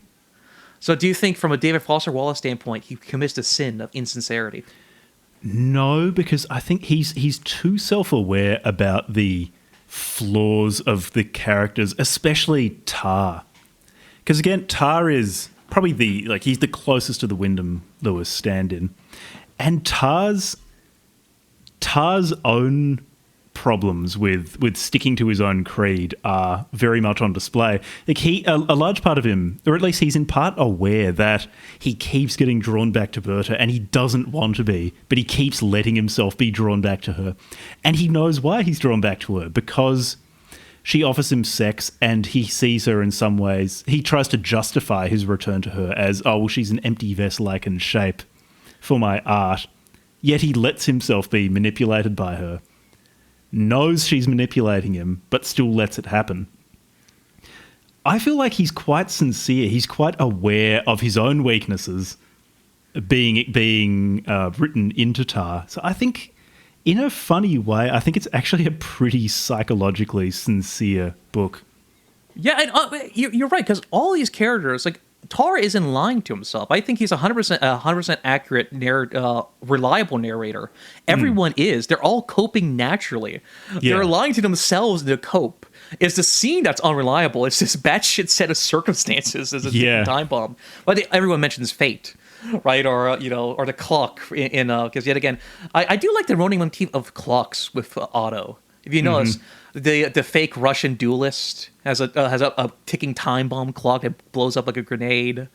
When she gets, what's the first thing that comes into Bertha's mind when she wakes up from getting raped? She sees the clock. And is that when she's leaning against the mantelpiece and sees the clock? Yeah. It's like a wave in her mind. The clock motif infects her like the way his seed infects her, impregnates her mind before it impregnates her uterus. And it's a wonderfully constructed novel, and it's weird because he could do you could see this, his kind of humor. It's actually very rare in a novel form. I can't think of anyone who does humor the way Wyndham. Well, closest was Nabokov, because Nabokov also did physical humor quite very well. But I can't think of anyone else who comes closest to that style of humor of Wyndham Lewis. Not because there are components. So people have done extremely vicious social satire. I mean, we've brought up Celine a few times, and I think there's definitely that element. But then Celine doesn't have the physical comedy to the same extent. And then I guess Celine does have that aspect of just bringing back the same joke over and over and over and over again until it kind of like it stops getting funny and then starts getting funnier and funnier and funnier again. I forget the name of the so the main character in Journey to the End of the Night has this kind of double. Oh, it's like Robinson or something like that he just keeps coming across and is like doing similar things to the main character but just fucking them up even more. And so you've got that kind of recurring joke. But yeah, I think other authors will have some of these pieces, but I haven't come across someone who has the psychological insight, the extremely savage satire, the misanthropy, and the physical comedy all together at once in quite the same way as in Tarr, and done quite as successfully. Yeah, I mean, especially in the modern, because if you notice, a lot of what we review on Tookie's Mag is modern day. It's all, Nutcracker is very funny, but you notice it's all word oriented. It's that of the ear rather than of the eye, right? That's what I think is missing. Yeah, this is very visual comedy. That's a good point. You have to be a shape rotator. Tarr is an IQ test. You have to be able to rotate an apple in your head. This is built for autists.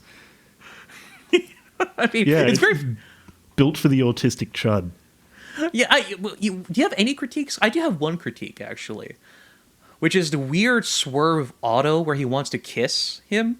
The reason why he ends up shooting him, because he asks for a kiss. A guy tries to strangle him. Right, they gets him off, and he's like, fine. He gets the Beretta from the Russian LARPer, and it says, "Come on, pick up Browning, the guns." Yeah, Browning. Sorry.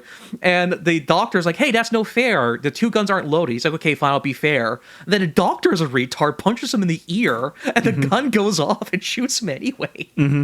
It's the most retarded way to die ever. It's very believable, but I don't understand. Was it just because the most crudest thing about him was his. I don't want to use he was very anti-gay in a very just crudish way. I'd say it was most vulgar way. It was most vulgar opinion, actually. His treatment of race was far more funnier than his anti-homophobia stuff. I mean, at least that scene, I didn't have a problem with it because I just saw that as Otto just insulting this guy so much. Like, after all of this, just insisting that Saltik, like, no, you have to come here and duel me. After all of that, he was just like, he just like pulled out this ridiculous request. It's like, I'll call all of this off if you kiss me. I interpreted that less as homophobia and more just Otto pulling out some completely ridiculous and condescending demand for calling this thing off. It was just so insulting that this guy like started trying to strangle him. Well, yeah, but you forget. Remember, you and I kind of both agree, and I think there's a lot of evidence. The interior narratives of each character is a reliable narrator. And what does he say? He says he suddenly feels in love with him, and he so wishes there's a sword fight so he can plunge his sword inside him again and again. That's true. That's true.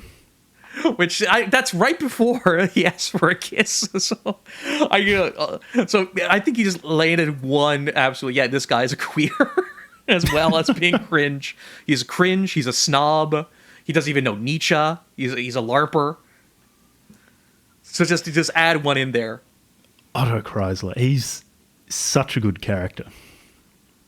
Actually, I would say one of the funniest characters in fiction. Actually, yeah, he is hilarious. He is an evolved Spencer Grunhauer. Yeah, you see, dysgenics is real. Because Spencer, Dan Baltic, you're the lawyer at the show, I love you, but Spencer is no Otto Kreisler. No one is Otto Kreisler. Otto Kreisler is an all-time character. It is just, everything is so funny. The way he gets again, it's just, everything about it is hilarious. Also, everything he touched just falls to pieces, and it's almost always his fault. In the most retarded way possible, too. Yeah. Yeah, problems with the book. I mean, I guess when it starts out, actually, for the first maybe 2 chapters, it feels much more aggressively 20th century than later in the book. And maybe it was because I was getting used to it, but I don't think so. I think actually it's a bit denser and a bit clunkier and has fewer really great character moments in the beginning of the book. And it felt almost like Lewis worked out, okay, the gold in this book is really in the interactions between these 4 main characters. And from the 3rd chapter onwards, he started really running with that. The first 2 chapters they're far from bad, but it felt almost like he was finding his feet there. And while finding his feet, was laying on a bit thicker than he probably needed to. Like all of the modernist tropes of it being intensely allusive, lots and lots of foreign, or would say non-English languages in a native English novel, that kind of thing. But that's, kind of nitpicking there. The first 2 chapters are still really good. Well, they don't reach the heights of... Maybe it's also because Otto's not a character yet. I feel like the novel just gets a million times better as soon as Otto appears. And then it's the mere presence of Tarr walking back into the plot. It's just more funnier of the presence of Otto. It's funny because Tarr's going to interact with Otto. If he doesn't know the entire... He just skipped the entire main plot. Without even leaving the city, which is just chef's kiss. His whole plot was for fucking nothing. yeah. It's all about Otto. Otto is the center of this book.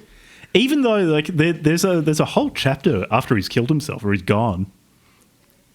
Is he? Well, yeah. I mean, his taste buds are still in Tarr's mouth in a very odd way. Yeah. You still feel the shadow of the tall, gangly shadow of Otto over everyone, even when he's gone. You know what's odd? We both love the middle chunk so much, but way Wyndham Lewis described it is that there is the conversations, because it begins with a conversation and ends with a conversation. He says these 2 conversations are the columns, and in between them is this beautifully disgusting drab tapestry that is the main plot.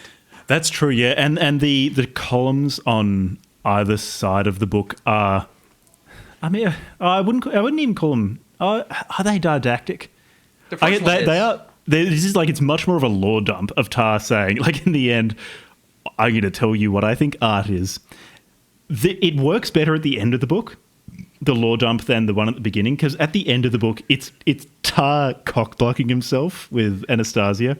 While she's trying to striptease him? Yeah. which is really funny. While she is... the goal is wider. The goalie has walked off into another postcode.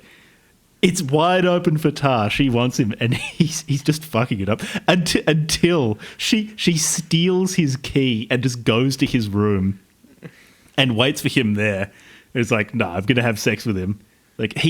She fucked him, not the other way around, because he's too much of an autist to make it work. So I feel like he understood that the magic of the book is in autistic men doing stupid things in front of women, and he put his speech about what art truly is into a situation of an autistic man being a retard in front of a woman. And that's why I think the latter tentpole of the book works much better than the first 2 chapters. Yeah, I that's a deeply relatable scene, because that's me describing Elder Scrolls lore when a woman's trying to flirt with me. Anyway, yeah. Look, if you've listened this far, just read Tarr. Just read the book. You'll love it. It is a phenomenal book. It is just a really... His fiction and his essays, if his essays are fantastic. In general, he's an amazing critic. Even if you just want artistic stuff, Men Without Art is fantastic. It's also very funny and very sharp and incisive. All his paintings are great. All his paintings are great for the most part. If you want chud stuff, Art of Being Ruled, Pale Face, Pure Philosophy, Time and Western Man. For political revisionism, if you read Stalin's War, Left Wings Over Europe is also quite good, and also doing Orwell better than Orwell in a funhouse mirror way. But yeah, basically everything this man has written is just golden. You just dig in at this point. Tarr is just a very unique and strange, and it's a generally alien work from a purely alien perspective. Because no one, again, with the irony poisoning, even with the right-wing chuds today, they still use irony as a defensive seal, but rather than as an attack.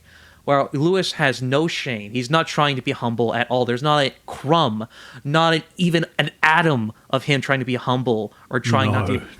No, not at all. He wants you to know, I am a genius. I am a god. I am an artist, and I deserve to be free. While you are a puppet, an automaton. You are a mere crowd, while I am a herdsman. And complete unapologetically and unabashedly, Wyndham Lewis is Wyndham Lewis. There's no other human being, in many ways, who's ever walked the earth quite like him. Mm-hmm. No, I on the basis of this book, really want to read his other works. It's really good. People should definitely check it out.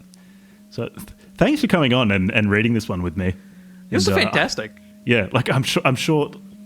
I mean, could get you on again. We could read one of his more explicitly chud works, like Left Wings Over Europe. Since oddly enough, I think Art of Being Ruled would actually be a good jumping up point from here, because it ties in very oddly beautifully. Like the later half feels like he copy and pasted like some essays from Art of Being Ruled, the later ending one into this book. Yeah. No, let's work out a time to do that. Anyway, for everyone listening, almost 3 hours of Lewis. Thanks for listening. We'll see you next time. Good night and good talking.